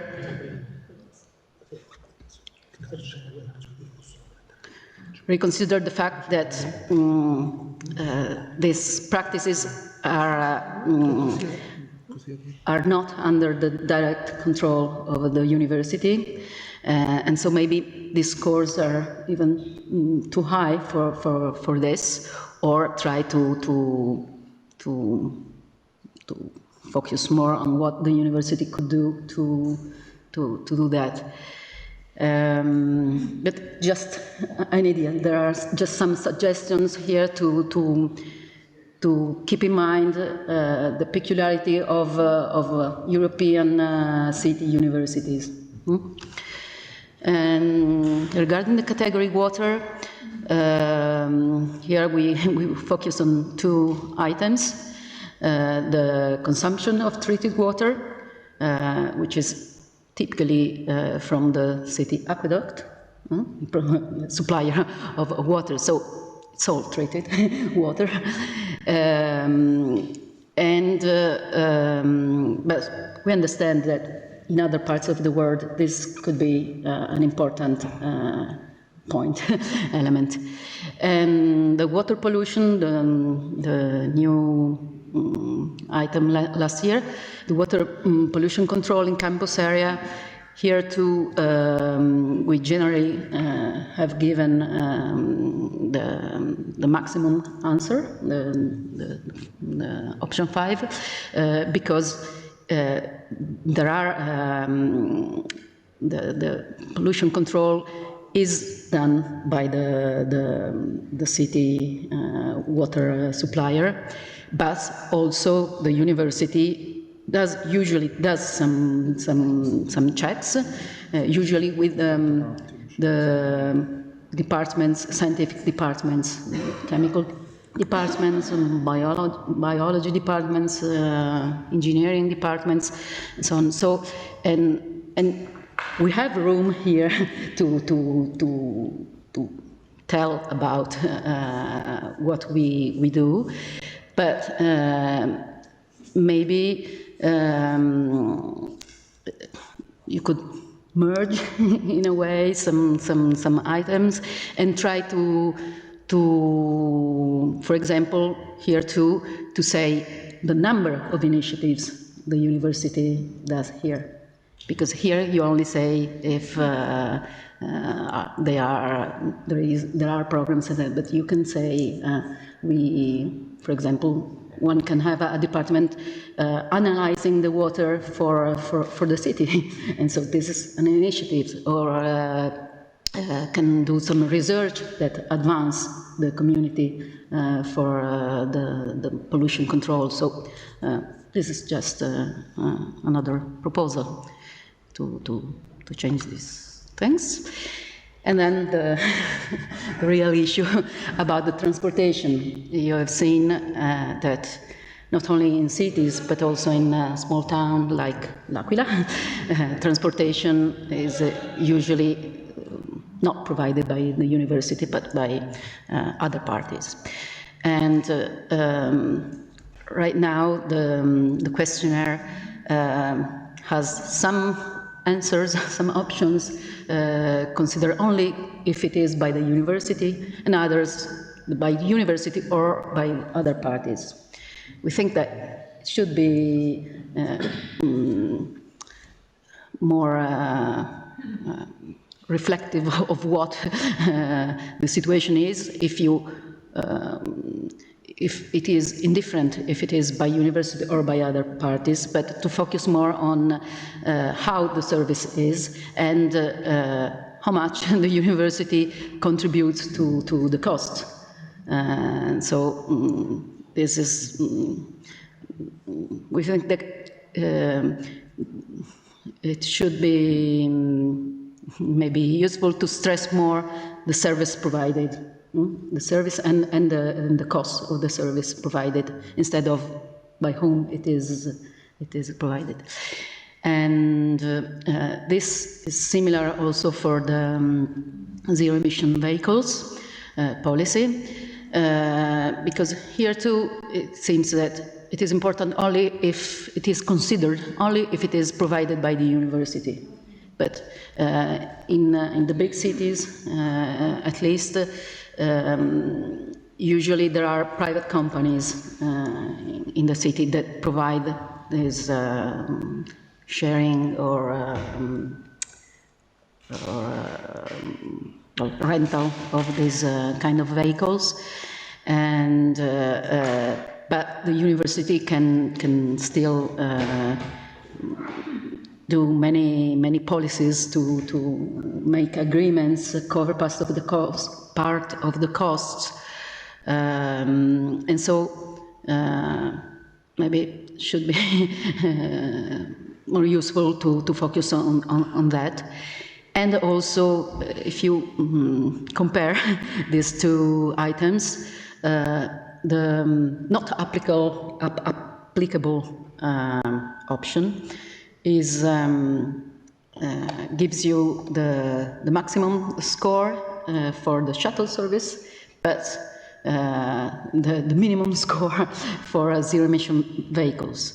Now, there is a reason for this, because it's something different, but maybe try to think again about this, because it's the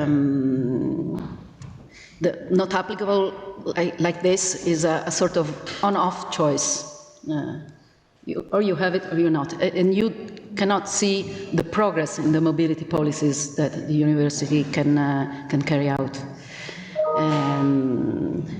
and so maybe try to think again about this kind of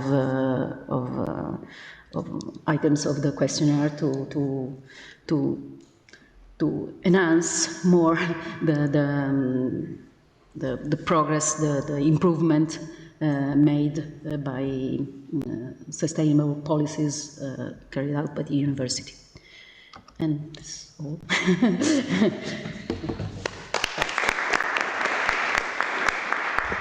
Thank you very much, Elena. I don't know if there is any comment or question.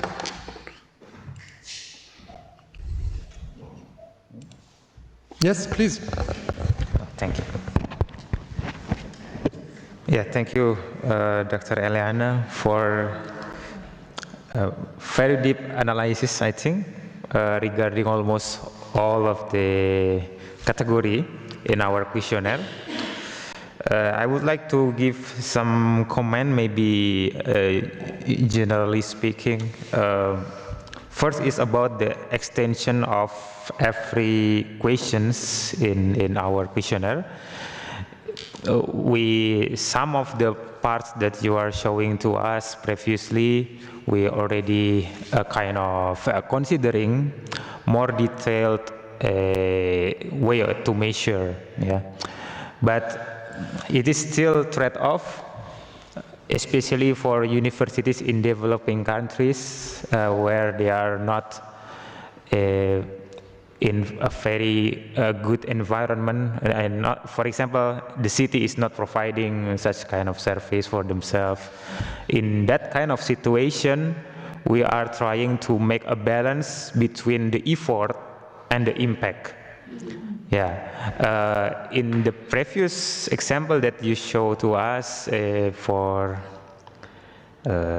water and waste, I agree that most of the universities in Italy can achieve high score in that category because we are considering the impact.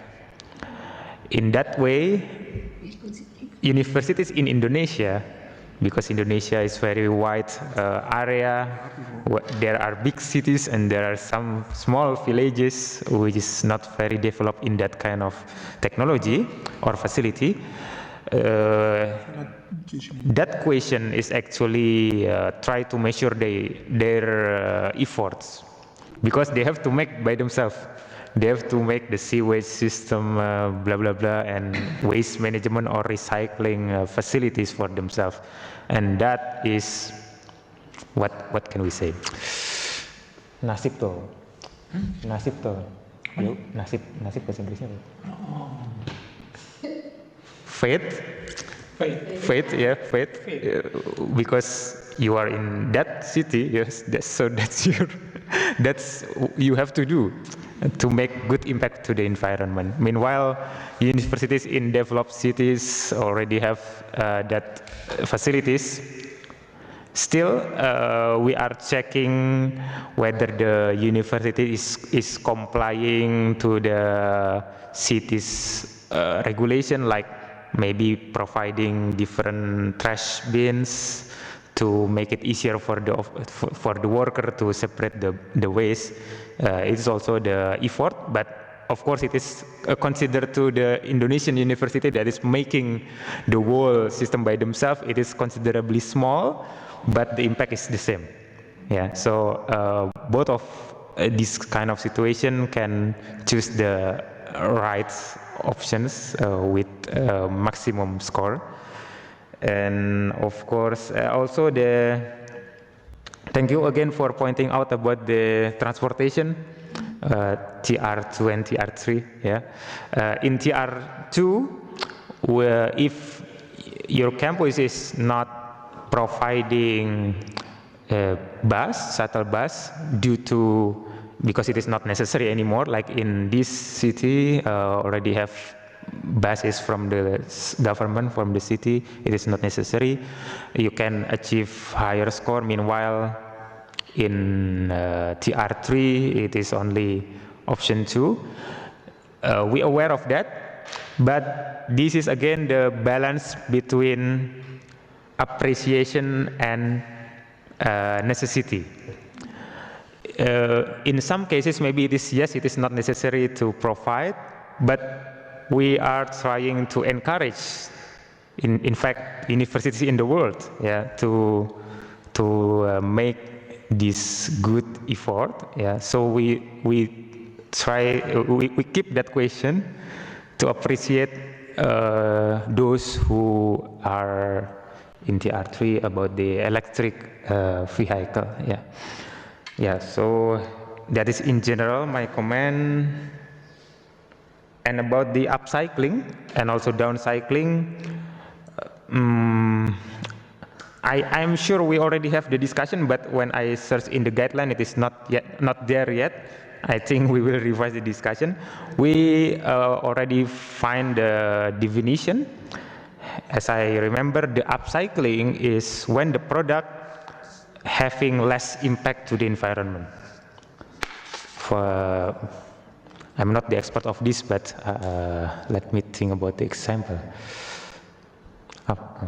Sorry, I cannot come with any example, but upcycling is when the product, when it is tossed away in the environment or maybe becoming the trash, it has less impact to the environment. Yeah. Yeah, I think that's all my general comment, because you have a lot of deep analysis on that, and thank you. Yeah.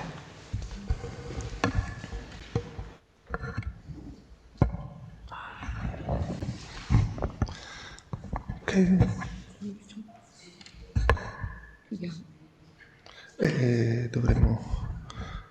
Vuole dire qualcosa lei su questo? Ok.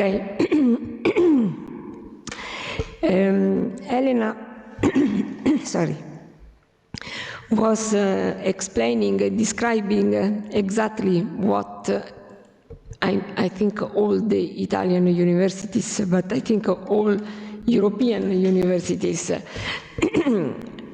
face when they are trying to answer to the questions.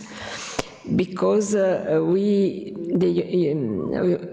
European universities are mainly located in the cities, and they are customer as any citizen of the services provided by the municipality through agency, etc.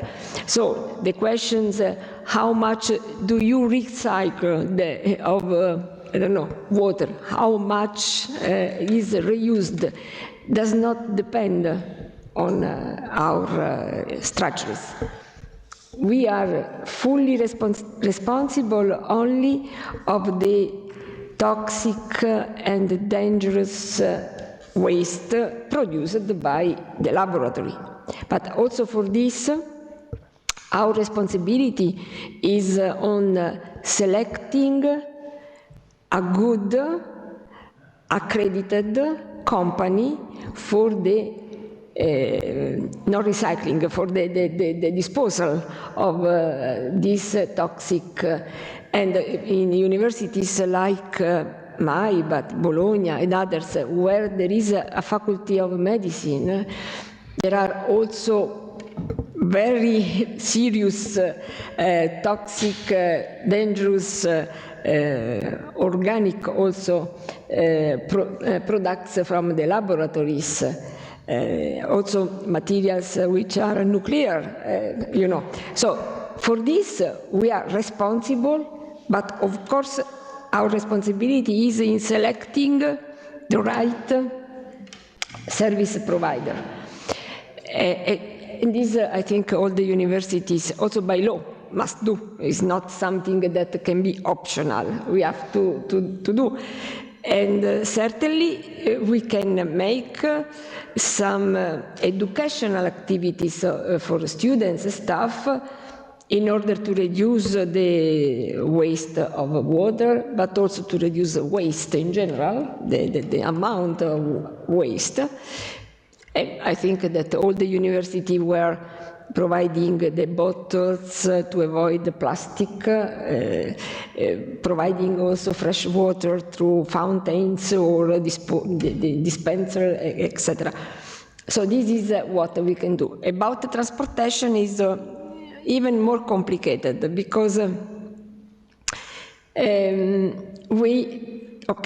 the main buildings of the universities are in the center, but then when the university is increasing the activities, developed some satellite campus. Then the problem is mobility between the campuses, for which, unless someone is rich enough, university cannot provide a very complete transportation between the campuses. What we can do, and in L'Aquila we are doing, is making each campus autonomous, in the sense that Mensa, services, secretaries, offices concerning that campus are all there. So the problem is only to reach from the commuting from house to the campus. Very rare mobility between campuses can be provided by car, by themselves, or some university car. So this is what we can do at organizational level. And the commuting and the home campus mobility is provided for the main part of university population from municipal companies. And as Elena was saying, we can have some agreement, certainly agreement for the times, so the number of mobility of decide at which time it's needed to have more buses ready for that. But we cannot say the municipality, you have to buy electrical buses. This is another economy, another administration. So this is what, at least for when I was answering to the questions the first time, I found these questions very difficult for me to answer. And Elena was very clear in this. Okay, so if there are some other comments, in theory we should have the speech of Piero Di Carlo. Yes, Professor Piero Di Carlo was... Okay, maybe... Substitution of Piero Di Carlo because he had some problems, unexpected problems, and so I... Okay, perfect, no problem at all. Okay, I will share our presentation. I think you can share. Okay, I try. Can you see?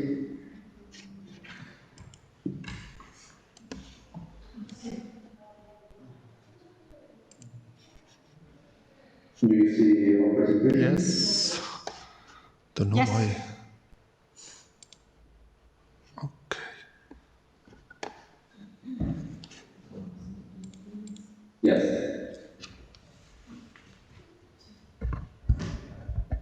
Okay, please. Okay, thank you. So this presentation was prepared by Professor Piero Di Carlo, and I shortly illustrated the documents. And I agree with the previous speaker because we had the same problem that was described by the University of L'Aquila and the University of Torino. It was also for us some of the disposal treatment on the West was made by plants and the public services outside the university. And we are participating to GreenMetric from 4 years, and we have increased our score because there was a better knowledge and understanding of the question, and so there was a better capacity to answer to the questions. Going to the focus on West, we have made some evidences about the possibility that our university has in the logic that there are other services outside the university that complete the cycle of the treatment. We have made some initiatives about the reduction of paper and plastic in campus, both on the administrative side and also by suggesting to students and other people that live in the university about the correct use of paper and plastic. We have made some agreement with societies that made the treatment of the pruning, because we have a large part of green areas, and we have made a selection of a society that is able to treat this organic part of our waste. We have diffused the use of dustbin in all the parts of the university, but to have a differentiation of the dust, but we don't have the possibility to treat the separated dust, the organic waste part. With respect to the toxic waste handling, we have we have made some courses to personnel and technicians that need to be trained about the disposal and storing and handling of these hazardous wastes, but we don't have the possibility to realize the final treatment of this kind of waste. But we have made all the, and we have put in the evidence document all the way that we use to prepare these hazardous waste to the treatment, the final treatment outside the university. Also, with reference to wastewater disposal, we have only the possibility to send our sewage to external plants that are realized and used by external parts of the university. With reference to water, we have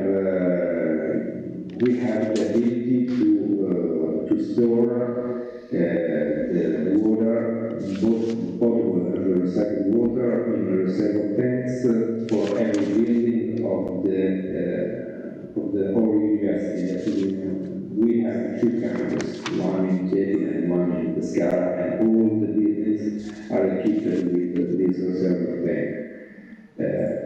For us, in the evidence documents, the water recycling program was also by using the treated water of the Pescara River to uses related to the green areas of the campus.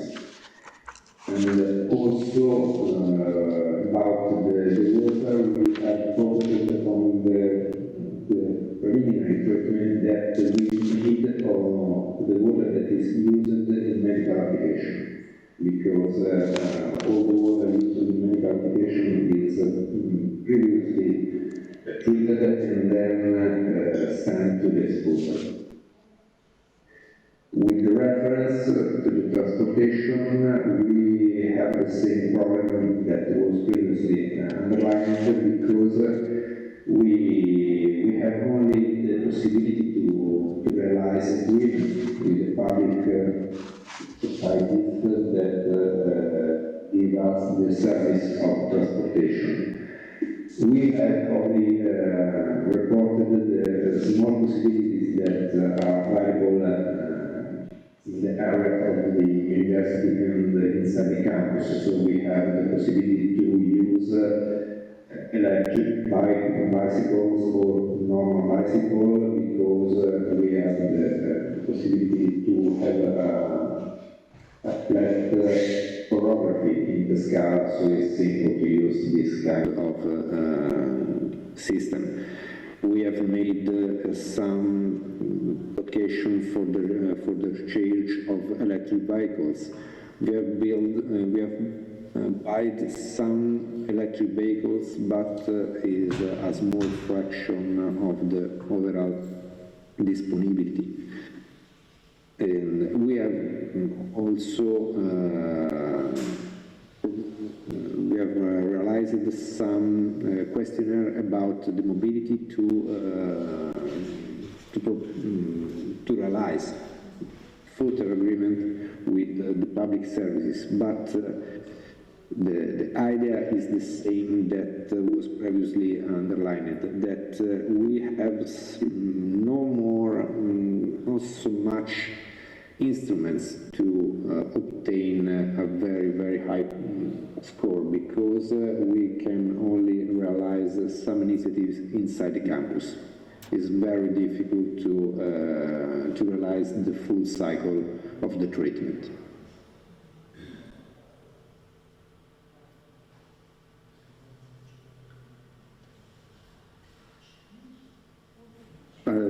Is all for us. Thank you. Thank you so much. I don't know if you have any question or comment. In one of the picture that you have shown, there are bicycles, and there was a logo. I don't understand if there are bicycles earned by the university or by the municipality of Chieti Pescara. No, by the university.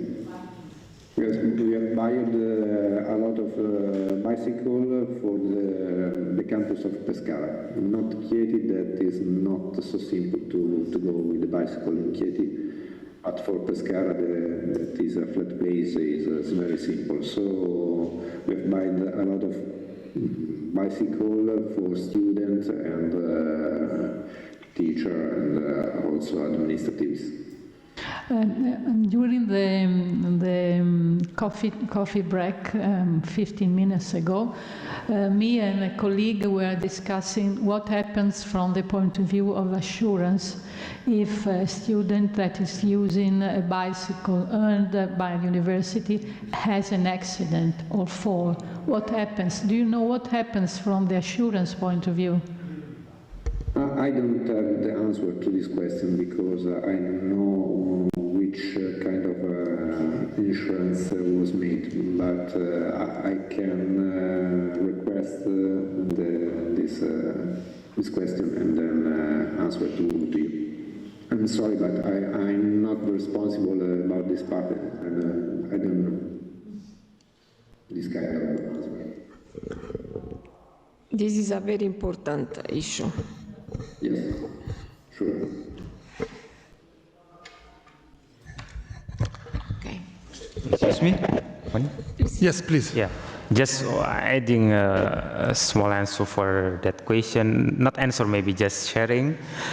In my university, now I am not as GreenMetric officer, but as university teacher.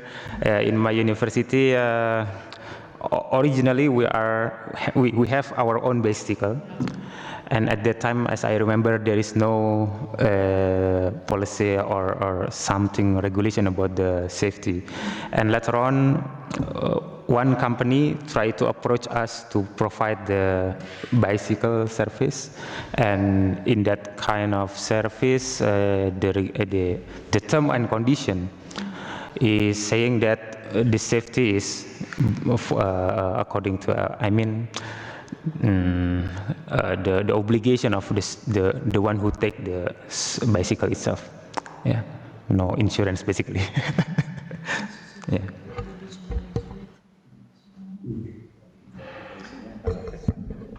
For us, I think that our insurance for staff, the insurance cover the commuting of staff. I don't know exactly for the students. I have to check.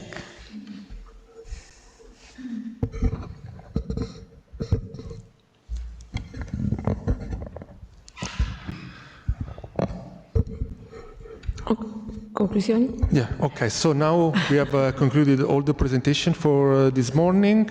I don't know if there is any other questions, issues, or question that we would like to discuss. I would like also to ask to all the participants who are connected via WebEx if there is any comment, any question for our speakers. Mm-hmm.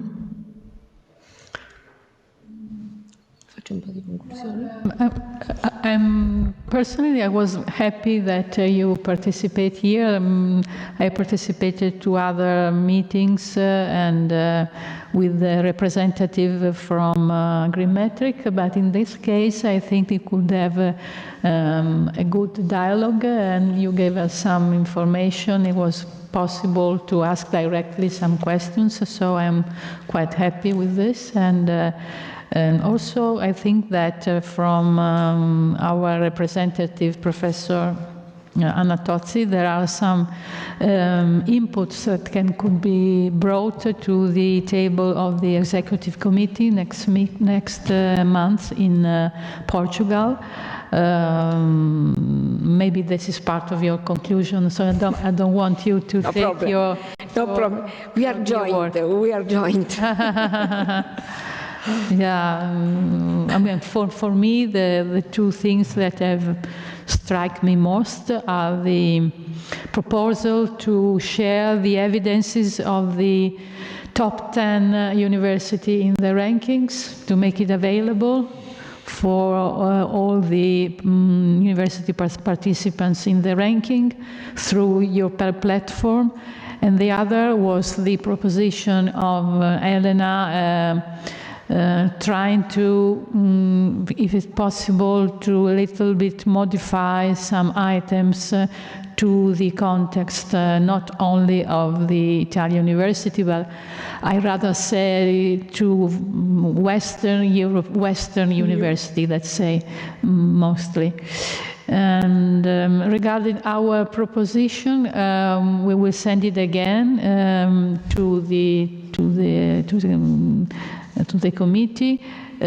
Even though talking to the experts during the coffee times, they told me that they have discussed internally the proposition, and so far they prefer to concentrate on, let's say, Scopus 1 and 2 and not consider transportation, or at least to consider transportation only within the university boundaries, which is of course easier if you have a campus. If you don't have a campus, it's a little bit more complicated to define university boundaries. For instance, in my case, we are spread in 5 different cities. From Bologna to Rimini is 100 kilometers, and it is still university boundaries. Yes. But anyway, we can send it another time and see what people. And also the point of view of the RUS, the University for Sustainability, they also have elaborated a method to calculate the carbon footprint, which is a little bit updated. In my presentation, I said that one of the reference is ISO 14061. They are using the same, but with the more recent edition of this issue. And there is some discussion about the fact to put a 0 for the electricity consumed if it comes to 100% sources, sustainable sources. Maybe we could also, if the people from the RUS agree, to also send to GreenMetric their method, and then we can have two ideas. Visions. Exactly, two visions to the same problem. Thank you very much, Luciana. Just some comment from my side. So today, thanks to our guests, we could, in this meeting, we could have an Italian vision of GreenMetric. We exchange a lot of opinions, problems, solutions. And at the same time, we have had the opportunity to speak directly to people who will manage the questionnaires. So we are very happy for this. In this change of coordination, I think that just I'm explaining what will be our task in the future. Certainly we will proceed in the line very well established by Bologna University, but right now, soon after this meeting, we will ask the participant, not only present, to provide reflection on what we were speaking in these two days. In two sides. From the Italian side, what we want to share as Italian network, and what this network will ask to the GreenMetric staff in order to go to Braga with the clear ideas of what we should ask to them for the future evaluation.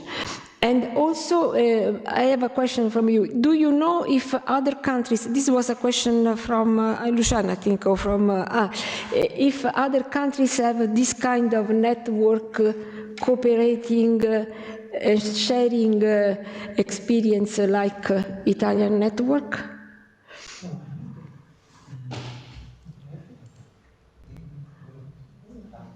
I think it's possible. Possible. Because in Braga maybe we will meet, if possible, it could be nice to have also exchange between different networks at country level. Okay, so if we, in Braga maybe we can meet and probably in Spain, I don't know, in other countries, not necessarily only Europe, just to share experience, maybe have also new ideas for. Maybe we can start with the university already needed about the information from us, and they can directly, contact our person in charge. Okay. And then we can start from them. From that, okay. Some small thing first, and then if maybe some other university around the world want to. Yeah, I know you have a national country coordinator, but I don't know if you have a national network. People who cannot listen from. Okay. Yeah. Okay. Yeah, I think it's possible. Yeah. Because we have, the personal in charge in our institution, and we can start. I think if the university around the world, let's say in Italy or somewhere else, and then they can have a special issues or special maybe suggestion to us, and then we can start from that. Yeah. Mm-hmm.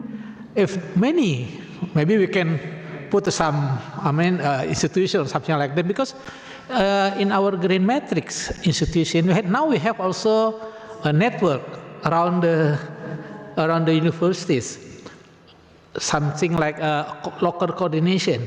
They have the organization like that. No, but if maybe something like this can be enlarged as well in the future, why not? I think. Yeah. It could be also a way to invite more universities to participate. Yeah, to participate. Yeah. Okay. Yeah. So, I think that I also have a question. Oh, good. A last question. I was wondering if it's possible to show somehow, because in the ranking, the list of the universities, the position sometimes is different, even if they have the same score, and that it depends only on the alphabetic order. So, if it's possible to show if the score is the same, is to have the same position. Okay, sometimes the score is similar, okay? Total score is similar. But of course we start from the first indicators. The priority is the first indicator, the second one, and the third one, and the fourth one, and the fifth one. If the scores is similar, both, and then we look at the first indicator, which one is higher? Yeah, first indicator. First, of course, first, second, third. Bukan urut 1, 2, 3 first, tapi yang terbesar dulu. Oh, the energy and consumption first, yeah, energy first, and then the second one, and the fourth one, and some other. So we have still can rank it. Rispetto a quello farà graduatorio. Okay, sorry, not the first, but the highest, the highest score. Yeah. So the highest score is, if one university is higher than that, the second one, so the highest score is in the university could the first one. Thank you. Yeah, because there are several to happen now. Okay. I would like just to stress that in these 2 days we had the participation in presence and online of around 35 people, and we are representing 12 24 universities in Italy. So it's a good percentage of participation. We are, as you know, 34 already listed in GreenMetric. Of them, we are 21 because 3 are new universities who are going to join the network, so to join in GreenMetric this year. And so I would like also to thank all the participants for their presence, both here. We had many problems in organizing these events in 2 days, and also the weather is not helping these 2 days, but at least with the connection we managed to reach a good percentage of universities in the network, and this is really a good result for us, so for the first time, and we hope to do better in the future. Okay, so thank you everyone. Thank you. Thank you very much. This is only arrivederci. You know what it means? This is the first meeting in presence after all the disasters we had recently, and really I hope that we will meet again in more numerous, with more people, but this, I think it was a good experiment, and I'm sure that Italian university will be better and better and better in the future. How many universities are in Italy altogether? About 90. Universities. If you add also Academy of Art, Conservatory, so then there are, I think, 100. Yes.